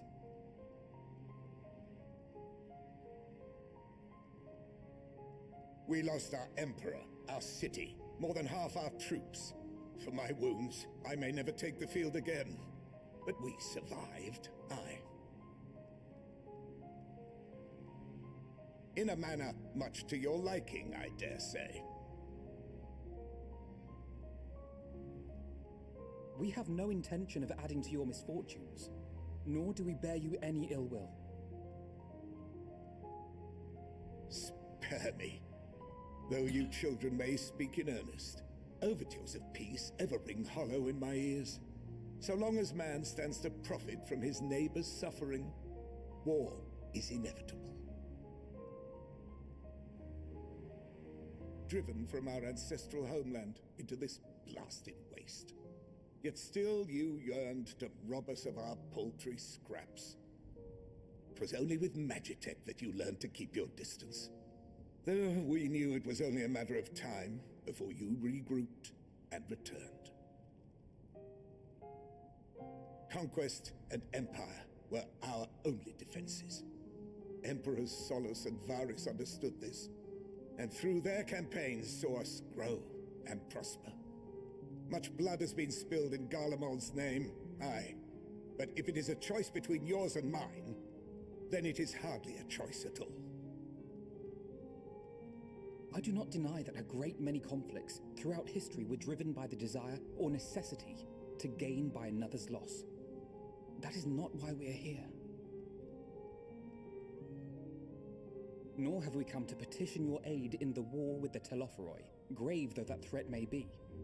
Our purpose is simply this. We wish to help you. Let us help you. If there is aught that can be done to ease your plight, we would be glad to do it. Perhaps you would.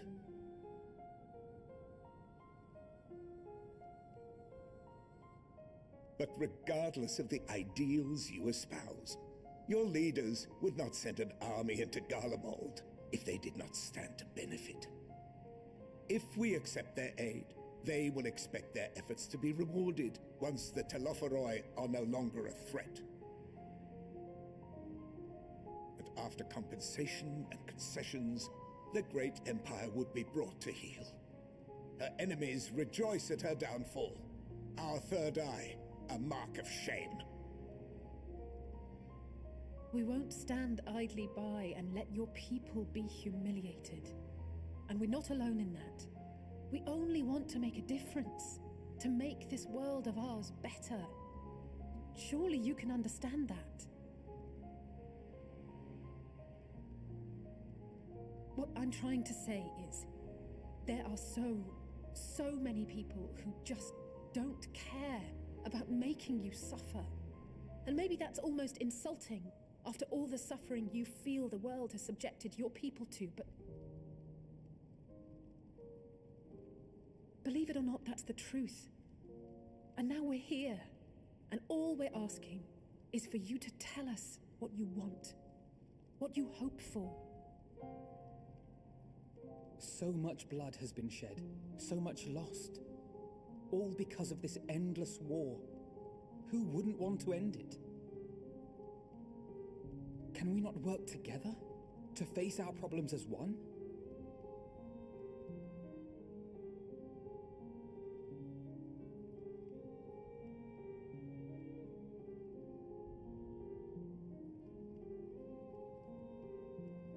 Answer me this, young peacemakers. If a world without conflict is your desire, why reject the unity and prosperity of Garlemald?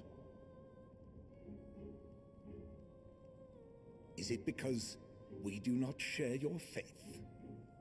I think it's because you kind of drug us out of our houses and stepped on our necks in the streets, but that our ideals and virtues differ, that we cherish and hold in the highest that which you do not. Disparity is the root of discord, and peace built on compromise is flawed and fleeting. Happiness for one and all is a dream, and the reality is that to the victor go the spoils. That is why we Garleans will never submit nor surrender. For freedom and for pride, we will remain true to ourselves until the bitter end. That is my hope.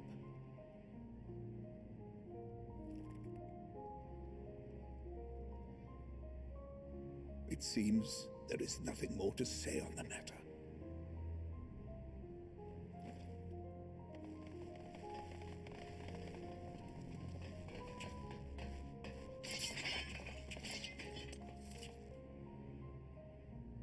You will remain here while I decide what is to be done with you. Do not be alarmed. No harm will come to you if you cooperate.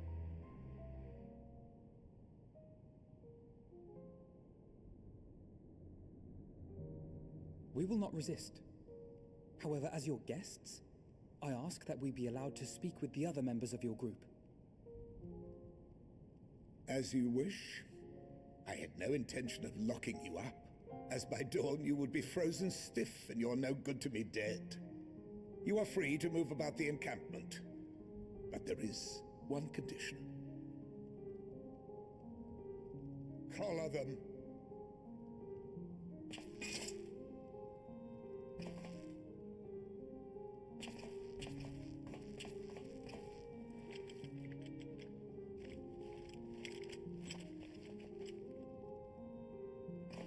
What are these?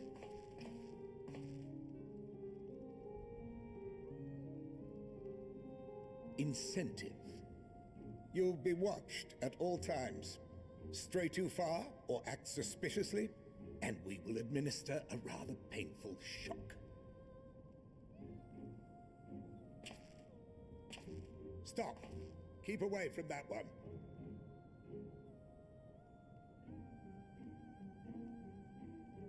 The champion of Eorzea is not so easily cowed.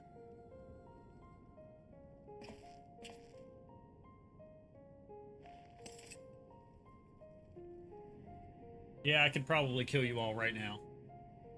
Even if he allowed himself to be collared, the shock would be no more than an itch. No. If he refuses to obey, we will activate the twins' restraints instead.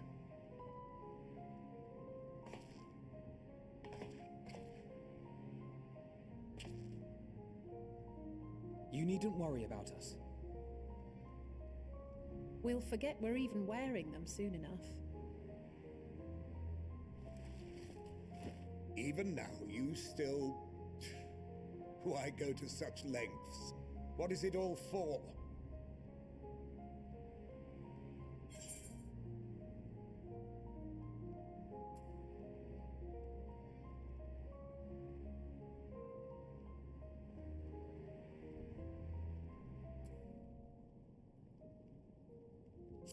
Even the most bitter adversary may one day see reason.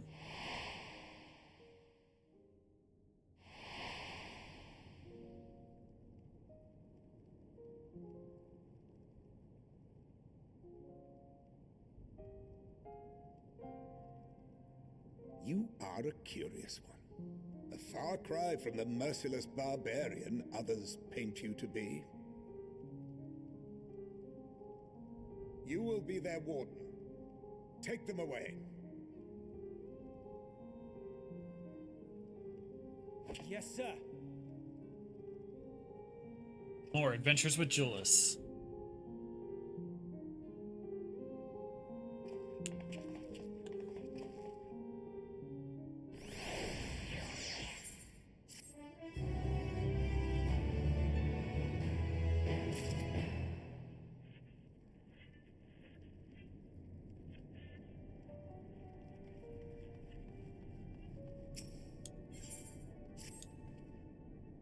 As per Lord Princess's instructions, I am to supervise you during your time here in Tertium. Before you ask, no, I do not have a key, nor or any other means to remove your collars, nor would I tell you if I did. And if you try anything, you'll soon wish you hadn't. So, do you truly intend to speak with the others, or was that merely a ruse? We're in no hurry to disobey Lord Quintus, if that's what you mean. Or perhaps you doubt the wisdom of his decision.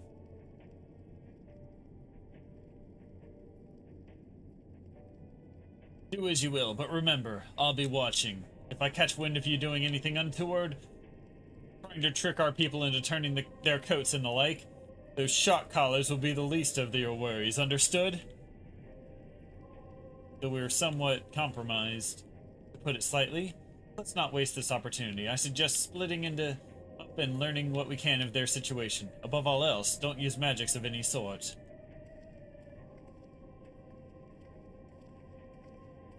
You, on the other hand, may go wheresoever you wish, even outside the camp. I know full well I couldn't stop you if I tried.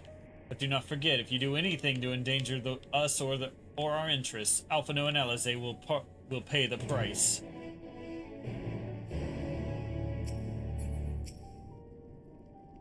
Aetheryte is not responding. I can't teleport back here. It's you, Magnomus Darkblade! I served under Lord Gaius in the 14th Legion. I was there on the night of the Praetorium fell. You and your adventurers, you killed them, my comrades, my friends, swept them aside in their dozens as though they were nothing to you. And maybe I am too, just like another faceless enemy to be cut down. But it won't be long until our countrymen return. Until you get what you deserve, mark my words. Okay. Well, so-called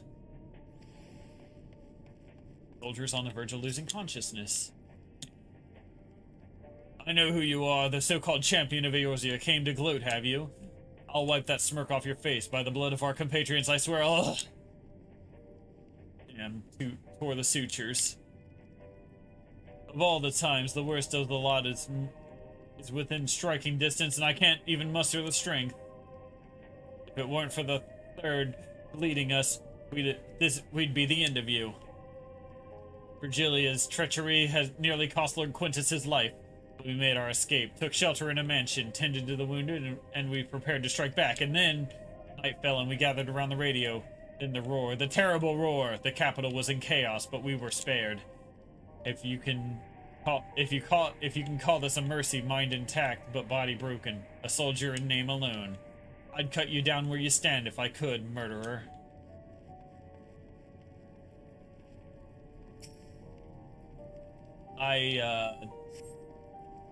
Radio is the same model as used at Victor Spoils.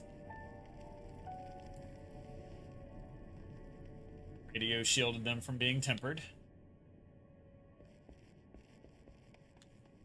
Oh, there's another. You came with Julius, didn't you? Well, whatever business you brought here, you'd best keep your hands off that Aetheryte. It's deactivated, but I'd rather you didn't mess with it. There are others throughout the city built by Garleans. 4 Garleans could teleport all over the blink of an eye, provided there was a terminal nearby. These days, however, we use the Aetheryte's power to keep this place lit. Though that comes at the cost of its normal function.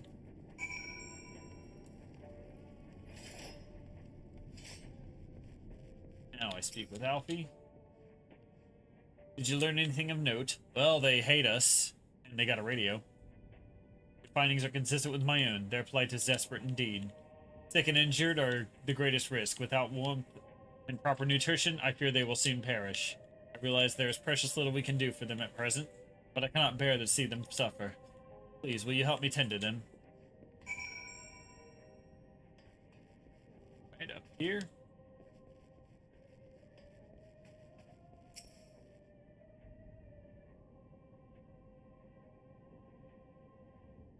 Birds.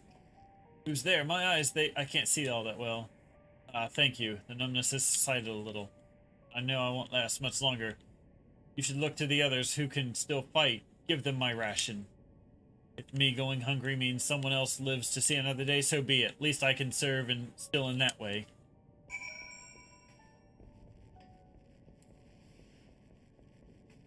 No. So those you met fare no better. I was afraid that you would say that. I know we were warned against meddling in their affairs, but we can't leave them like this. Perhaps we might gain permission to have the contingent deliver supplies. Quintus may have made his feelings on the matter quite clear, but even he must recognize that they are not in a position to refuse help. Maybe Julius could persuade them, though we'd need to persuade Julius first.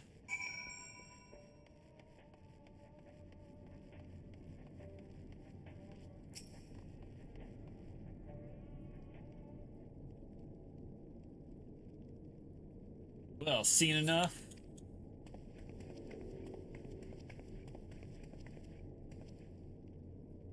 Julius, the people here have barely enough food and fuel to survive.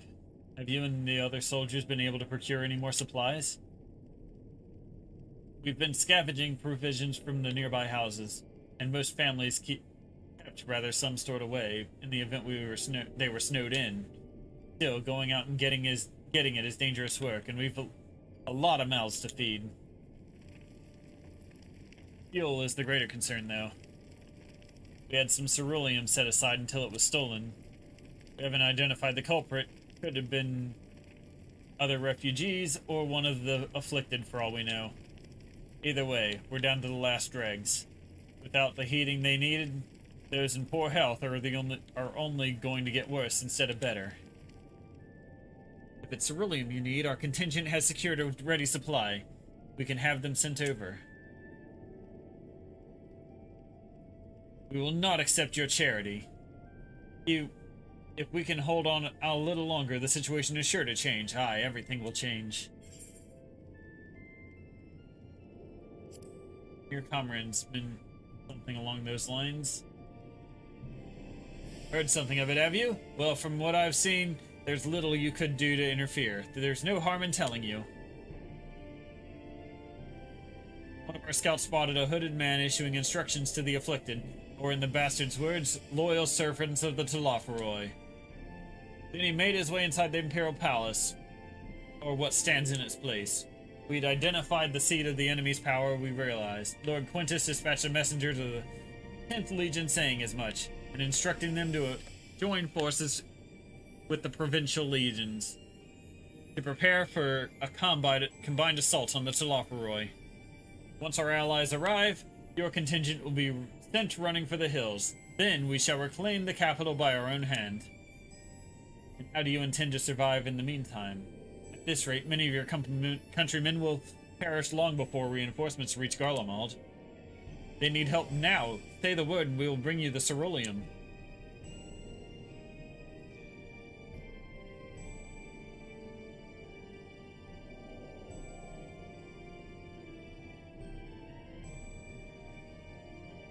We'll speak with Lord Quintus.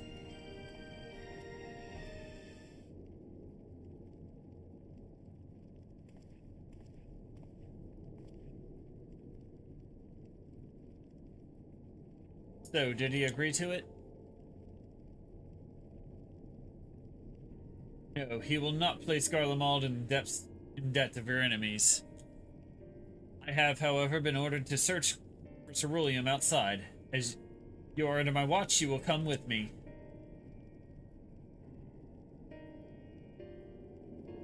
Very well. After all, many hands make light work. You lot are more trouble than you're worth. Once we're outside, you will follow my instructions to the letter. We depart shortly.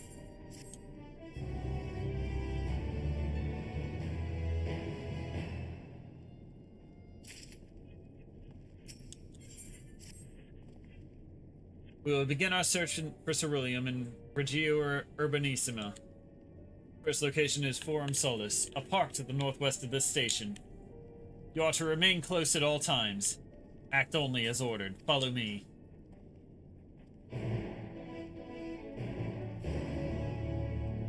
Come on, Frank, we're going to the park.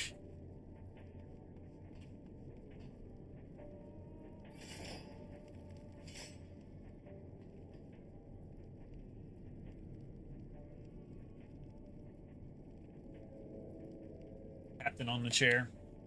Yep. That he is.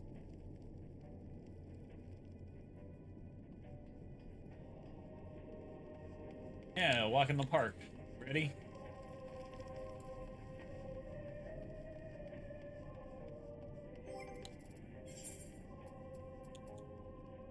I'll mount up.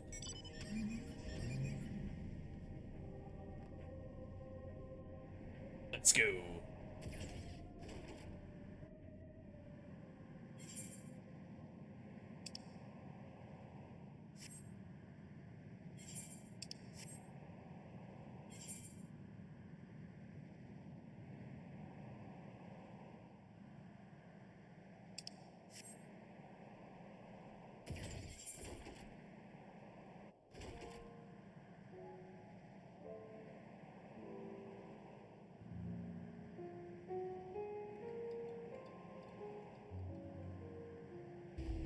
Very enthusiastic walks.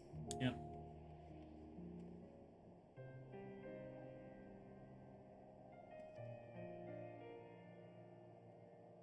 So this is the park. I'm surprised they found space for one amongst all these buildings. Actually, the recreational areas came first. The houses were later built around them. A healthy society requires communal spaces for children to play as adults to socialize. This park was named after the founding father of the Empire, the great Solus Zaz Galvus.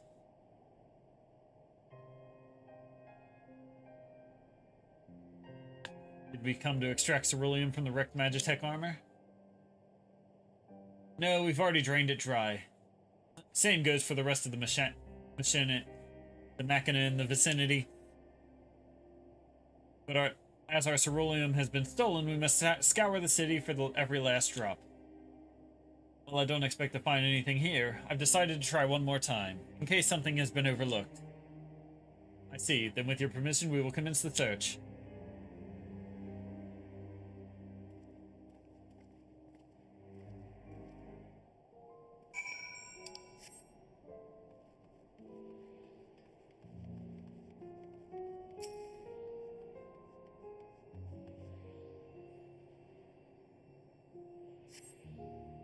Though rather small by guardian standards, the structure is reminiscent of a merchant stall. Perhaps it was built for children to play at shopkeeper. There's nothing inside resembling Magitech or any other devices that would be fueled by ceruleum. Alright, that's one. Another one over here. You know, core machina wreckage.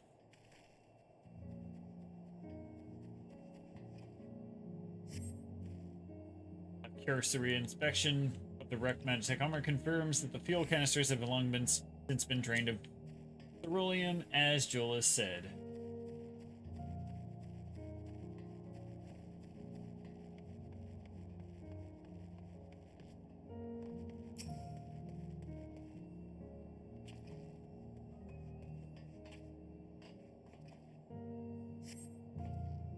Contraption built style of the Imperial War Machina, armed with configurations, but closer inspections does not contain any.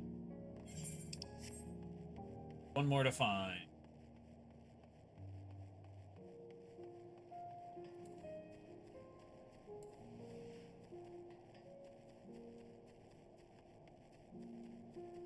Oh, found it.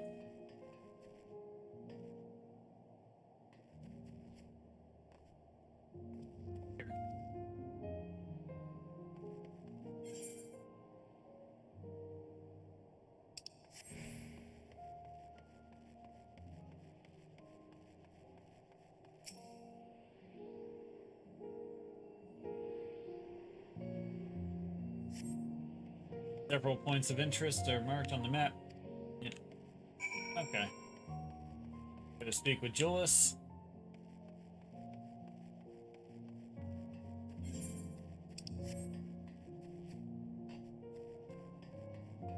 Old Julius.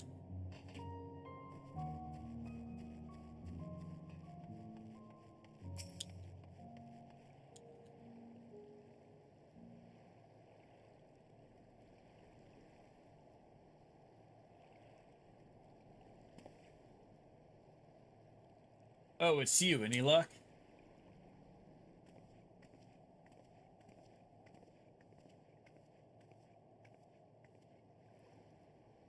There's no sign of any ceruleum. Hardly surprising, but disappointing nonetheless. Couldn't help but notice you're gazing at the pond. Is something the matter? Why, yes. I mean, no, it's just, I used to bring my brother and sister here to play. The pond was heated to stop it from freezing over, so like all the other children, they just had to wade in and splash about. Would have stayed there if I didn't drag them out. We'd be sopping wet when all was said and done every time. And every time when we'd get home, Mother would scold us, saying we'd catch our death walking around like that. The pond was heated? With a cerulean-powered heater, by chance? I suppose it must have been. Come to think of it, I remember seeing engineers changing out a tank beneath a hatch. That was a long time ago when the water still flowed clear and wasn't this brackish muck. We can't see a thing, and I can't remember where the hatch might be. With the machinery most likely broken and the amount of filth in there is probably the only reason it hasn't frozen over. I'd wager it's still unbearably cold, though. Phyllis, what are your thoughts on magic? The average Garlean would jump out of their skin if they saw it, but the first has a few foreign signiferi and medici, so it doesn't scare me. And I take it you won't mind if I employ a little now? Alphino, as I would have a knack for finding dry... As you would have a knack for finding dry wood, why don't you bring me some? Once that's done, a blast of earth fire should do the trick. Leave it to me. You're not planning to go in there, are you?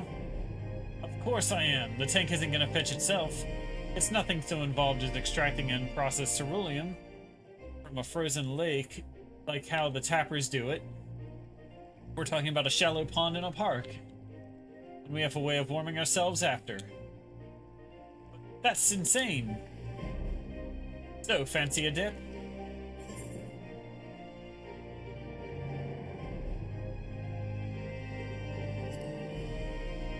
Friendly competition might make things a little more interesting. Last one to find a cerulean tank is a rotten egg. I dare say we'll both smell like rotten eggs when this is over.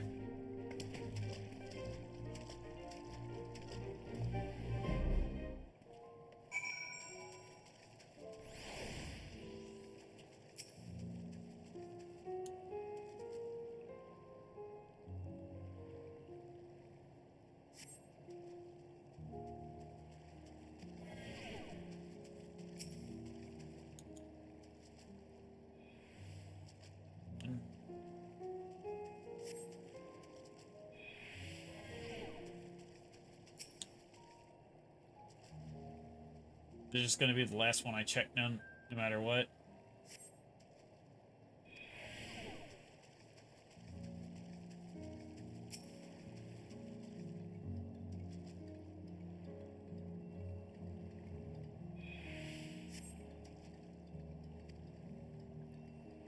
Feel what might be a handle.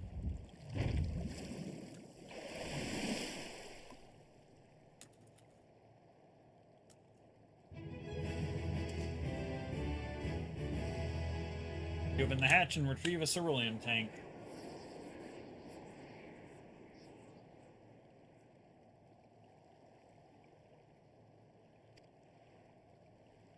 However, you're freezing to death.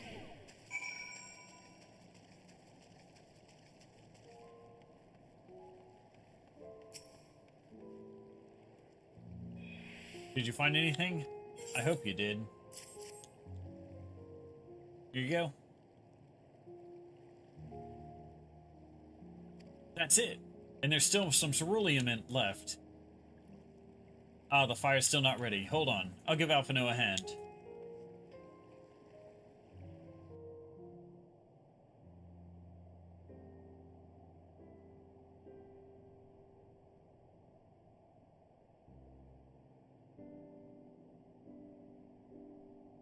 Call me an old Don because by fire I'm reborn. My clothes are mostly dry too. I appreciate you recovering the ceruleum, but I wish you'd taken the time to discuss the plan with me beforehand. Despite the way you've been treated, in Lord Quintus's eyes, you're still envoys deserving of protection. If you were to die on my watch, he would be most displeased. Your concern is duly noted, but all's well that ends well. Julius, you mentioned coming here with your younger siblings. Did you grow up in Garlemald? I did, not far from here. My father was an accomplished researcher in his youth, and for his contributions the Empire awarded an estate. We lived well, better than many. What was Garlemald like in those days? Everything. It was everything you could imagine and so much more. Even during the coldest winters, we always found warmth and comfort at home. Coming in from the snow, taking off your coat, and sitting down for a hot meal with family. Visiting friends and relatives, receiving that same welcome, knowing they had everything they needed. Walking down the street, seeing the lights in all the houses, hearing the faint sounds of laughter and song and of happiness. And although the summers came and went all too quickly, in that brief respite the ice would melt and and the forgotten grass would make its triumphant return. Gray clouds gave way to blue skies some mornings.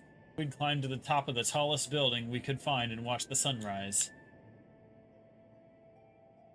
Never again. Those rooftops are rubble, those friends dead, and those memories. But if I could reclaim even a fraction of what we once had. Soon our chance will come. We need to just hold on a little longer.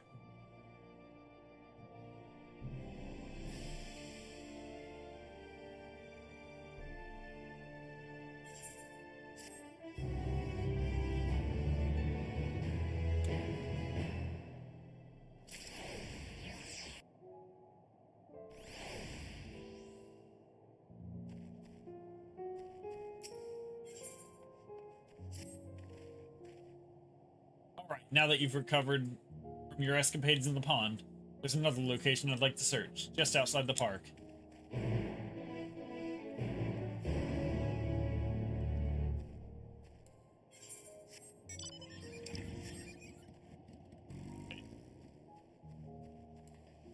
Right here.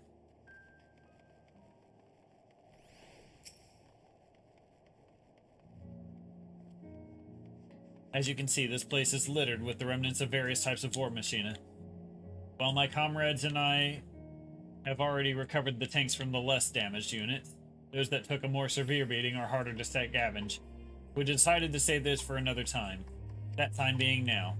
Rather than prize them apart piece by piece, it would be quicker to remove the outer casing upon using compact explosive. With luck, we'll gain access to the tanks without rupturing them.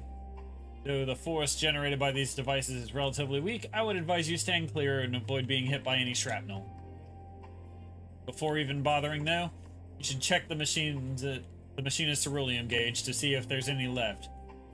It should still provide an accurate reading even when the unit itself is inactive. If the gauge is broken, I'll let you decide whether to use an explosive or not. Should you need more, come to me.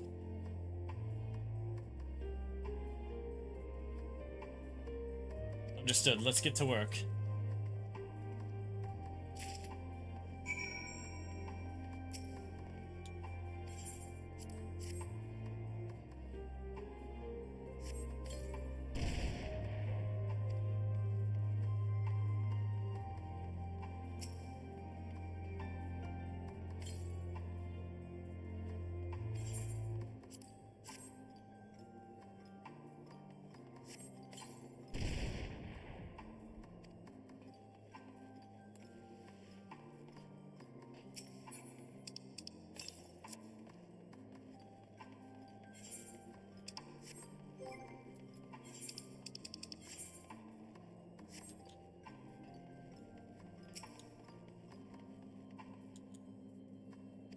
Oh, I need to go get more explosives from Julius.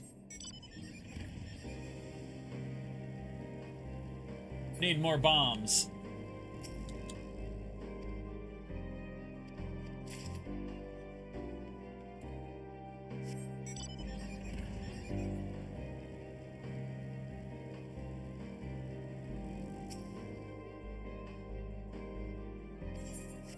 And now That one says it's got an empty fuel tank.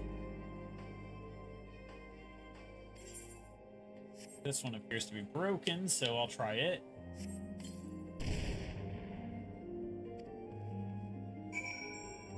I did it.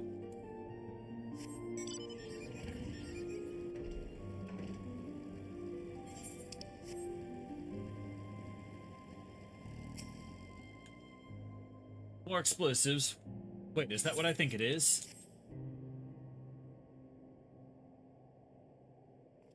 You've done it again. Truly, luck is on your side. With this, we should be able to refuel quite a few of our heaters. It's time we headed back. Wait here while I go and see how Alizé and Alphino are faring.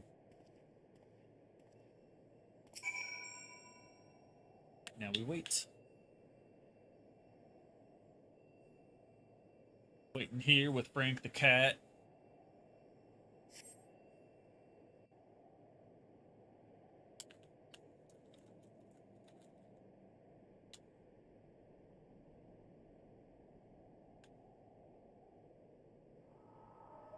Finally escaped the watchful gaze of your keepers, have we? Don't react. You'll only draw attention to yourself. Just carry on as you are and listen. After you left with the Garlean lad, Lucia bade a few of us scouts follow you at a discreet distance. We observed you being led into the station, but decided against venturing inside.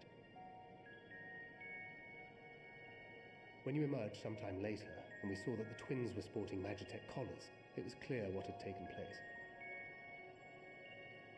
Now, as quietly as you can, tell me everything.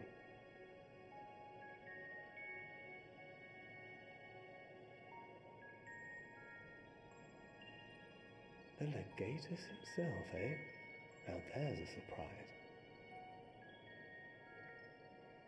This is also the first I've heard of a plan to join forces with the 10th and storm the Tower of Babel. An interesting development, and perhaps the opportunity we've been waiting for. Our comrades back at the camp also received some rather promising news, but it's still too early to get our hopes up. For now, keeping yourselves out of harm's way comes before all else. Whatever demands the Garleans make, indulge them.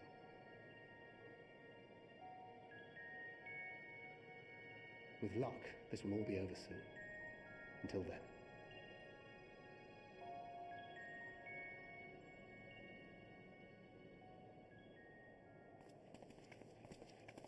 They had not gone far. We searched high and low, but no luck, I'm afraid.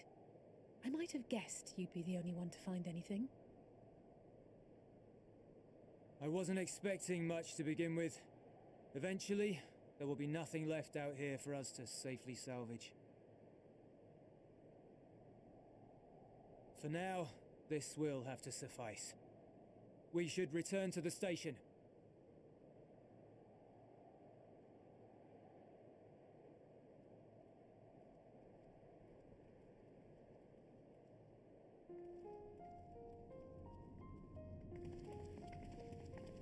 There you are.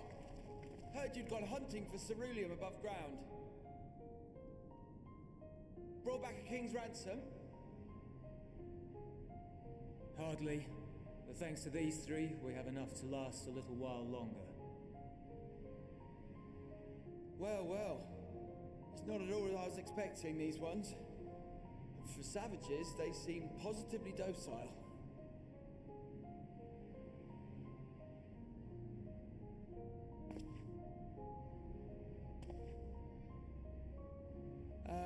It's a poor attempt at humor. In all honesty, I'm grateful for your efforts. But even with another night of warmth, there are those among us who may not live to see the morrow.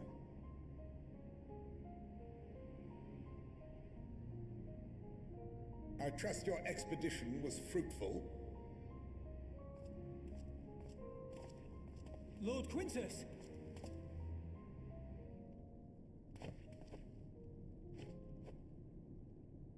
Use what you procured to refuel the armor.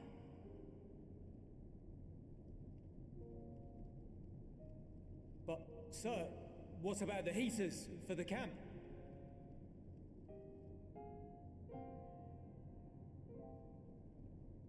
The time for action is upon us.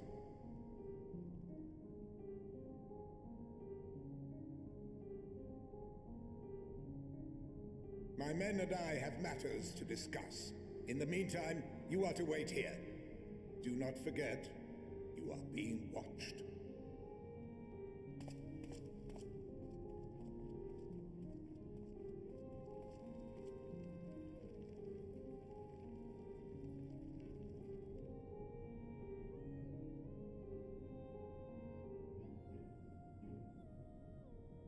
The time for action.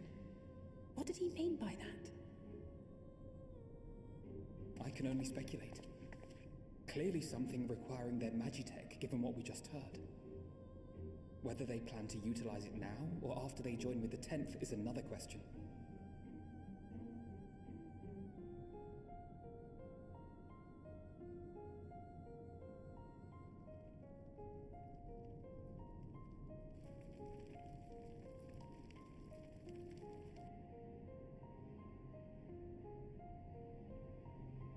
Will they ever escape this cult? Return to and reclaim the idyllic spaces of which Eula spoke? No.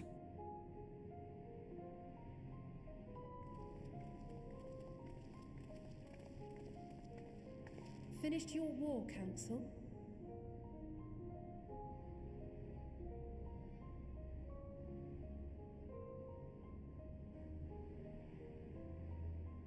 Alphino and Alizea to stay here as our prisoners. They will be released once your comrades have relinquished their supplies and withdrawn from Garlean soil. Until our terms are met, they will be detained at a separate location.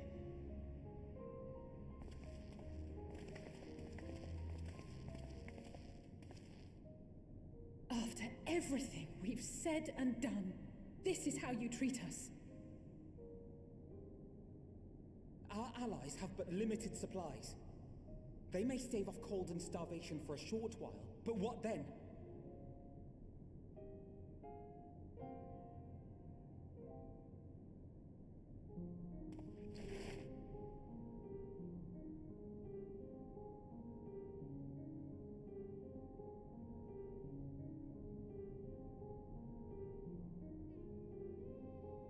Yep, it is almost noon. Keeping yourselves out of harm's way comes before all else.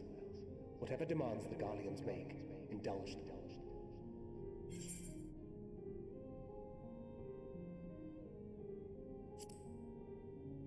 It is.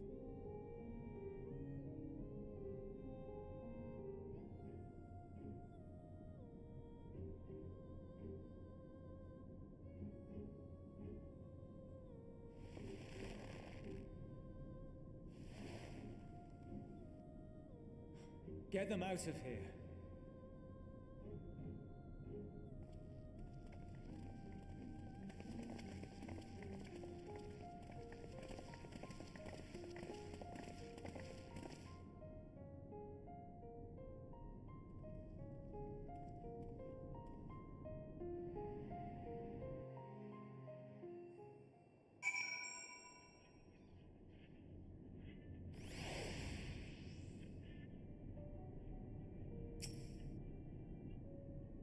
Alphino and Alizé will be fine, providing they do not resist.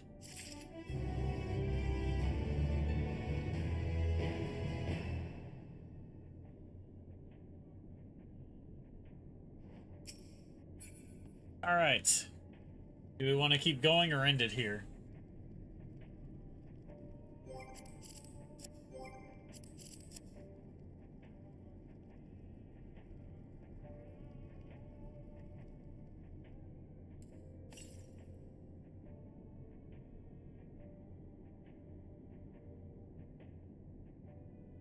Alright, we'll end it here.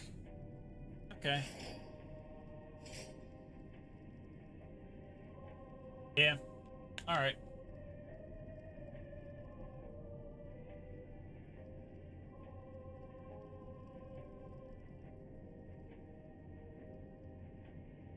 Alright.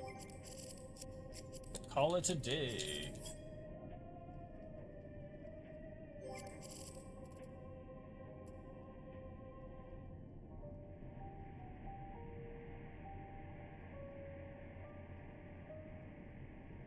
Bonus stream over.